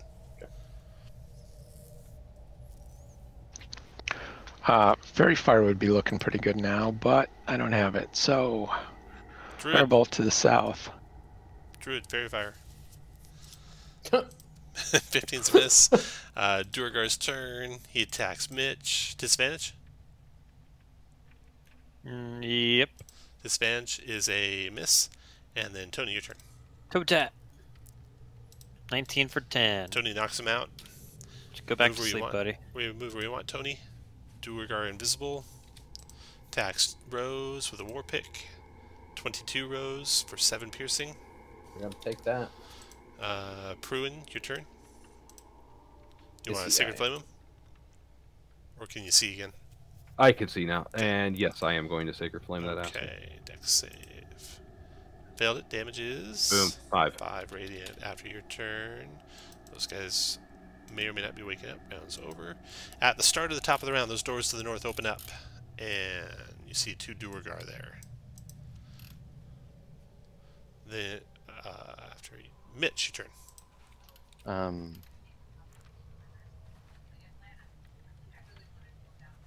Go to there and attack this one.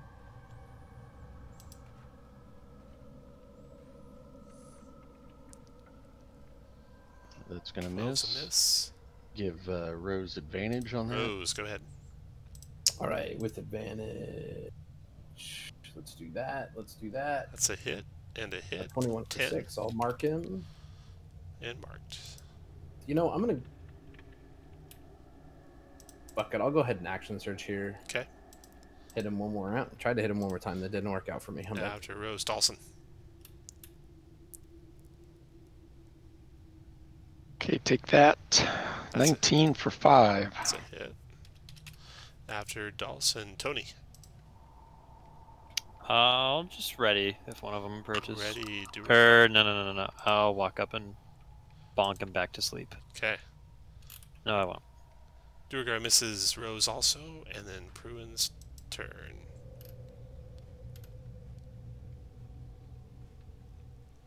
I am going to Sacred Flame. Dex save. Damn it. Made it, and then Duergar. Okay, these 2 Duergar of the north. Team up on Tony. War pick on you, Tony. That's 23 for 7. Mm-hmm. Then the other one comes out, war pick on you. 7's a miss. Rounds over. Mitch, your turn. Yep. Okay. This one first. Oh, 15's missed. a miss. No, yeah, the 9's. 9's also. Give Rose advantage on the injured one. Rose, your turn. One in front of me. Let's do that and do that. Both Wow. miss. Dawson, your Son turn. of a bitch.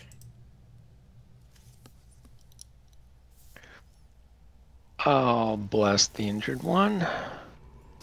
10's Nope. a miss. Tony, your turn. Bonk. 8's a miss. Duergar's turn. Attack in. Rose with a war pick. Miss, and then Prune, your turn. Let's go Sacred Flame. On the one next to Rose. Dex save for the Sacred Flame. Fails it. Takes 7 radiant. Kills him. Finish move where you want, Pruin. 2 Duergar to the north. Oh, Both good. get big. And then your turn, Mitch. Okay. We'll attack that one. And miss, and give Rose advantage on that one. Your turn, Rose. Which one did you give me advantage South on? one. This? Okay. Let's see. I'll move within 10 feet. I'll do that. 23 for 4. Hit. 13 for 7. Go ahead. Actually, I'll move. Yeah, there. I'm done. After Rose, Dawson.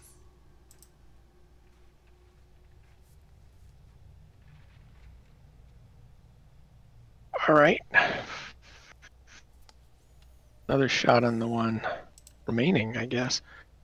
22 for 6. That's not bad. 22 for 6. Nice.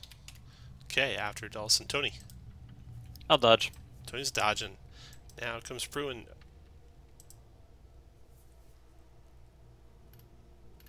Yeah, I'll go with the one with the scroll and crossbones on him. Sacred Flamin'. Of Got course. him. Damage. 7. Radiant. Okay. Then they go on Tony. War pick. 12's a miss. War pick. 9's a miss. And you guys will finish them off after that, I assume. Mm-hmm. They go down fighting the last 2 of the Duergar. And you're able to clear out the complex. That one that came from behind you came from the bunker. So there are no one left in the complex. Treasures that you find amongst the storage area back there. Basic supplies, blankets, rations, hemp and rope, other equipment. 1 small sack holds stolen valuables from Caer-Koneg. a bunch of pearls. Another sack contains daggers, a set of woodcarver's tools, a set of navigator's tools, fishing tackle, a potion of healing. When you return to the Northern Light, you find Trovis passed out in a padded armchair while Ali and Corey go about their work. They didn't know anything about Duergar having an outpost so close, or that they could turn invisible. And you've retrieved the lantern. Ali offers you a few flagons of ale as a reward, and she's prepared rooms for you.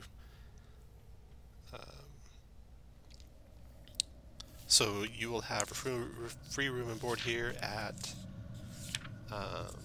Caer-Konig, and you also eventually will wrap up the quest where you return for the reward for the mountain climbing, where you rescued that expedition.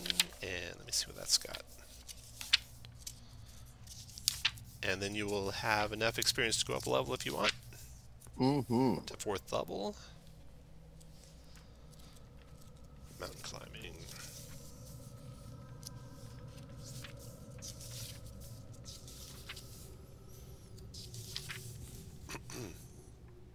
Keegan and Garrett are happy to be reunited. That you receive your promised reward. Part of your reward is a wooden box containing 4 scrimshaw figurines, one of a spouting whale, one of a smiling fox, one of a pair of dancing hares, and a walrus with the words "Big Love" carved into it. Nice. Okay. So treasure to split. You got the spell book, and you got a potion of invisibility and a potion of healing. So if you want any of those 3 things, roll a d20. Oh, wow. Do we level up? You can if you like, yeah. And is there anything that would mess us up if we did? No.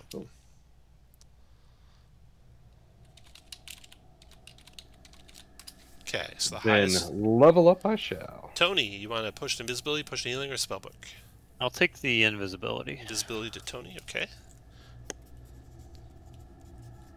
Next in line, it looks to be Rose, spellbook or healing. Clearly wants a spell, but no, I'll take the healing potion. Rose, heal. Next in line looks to be Josh or Mitch. You guys 2 roll off, unless one of you doesn't want a spellbook. I mean, I'm a druid, so I should have a spell book. But I will defer to Mitch. Mitch, do you want a spellbook? Yeah, absolutely. Now, Mitch and Dawson, you guys can both copy spells out of the spellbook as long as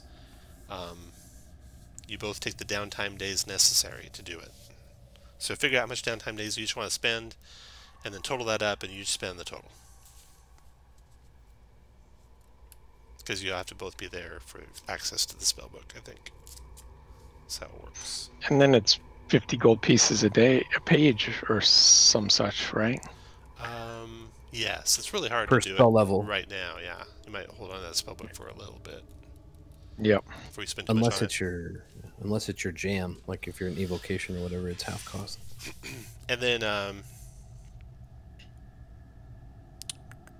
so you found no magic items, so you could take the magic item penalty, which goes away when you hit level 5, to get rid of the remove curse. I think I'd rather do 90 if you guys are all right with that. Okay. Yeah. I mean, Because, I mean, the problem is if I do it now, here's the problem. Like, if I take the magic item penalty and something drops before I hit 5, I won't be able to take it and keep it. It's not like I can bank it and come back to it, you know?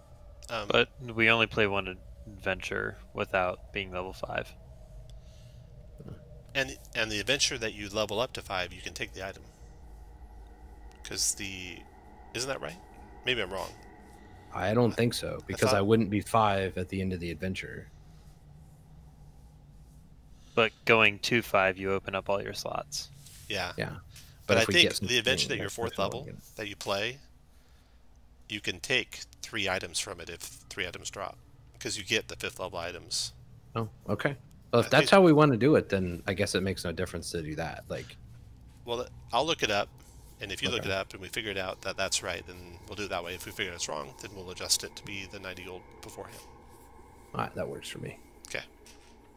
Works for me. Okay. And I think I'll sell that thing. You might want to get rid of that amulet. Yeah. 20 gold. You don't want to do the 90 gold later on. So that's the end of your explorations around 10 towns as far as leveling up. You can't gain... wait, this made you 4th level, right? Okay, so this made you 4th level. If you stayed 3rd, you could keep exploring around 10 towns, but you kind of used all the gold, so you won't be getting more gold. So now you're going to want to start spreading out around the area around 10 towns. And I'll share with you what rumors you've picked up in the various inns and taverns as you've traveled around 10 towns about what may lie on the outskirts. And we'll go from there. So that's it. Thanks for playing, guys. All right, good job. Thanks, Tom. Thanks, Tom. Thanks, Tom. Thank you. Really long one.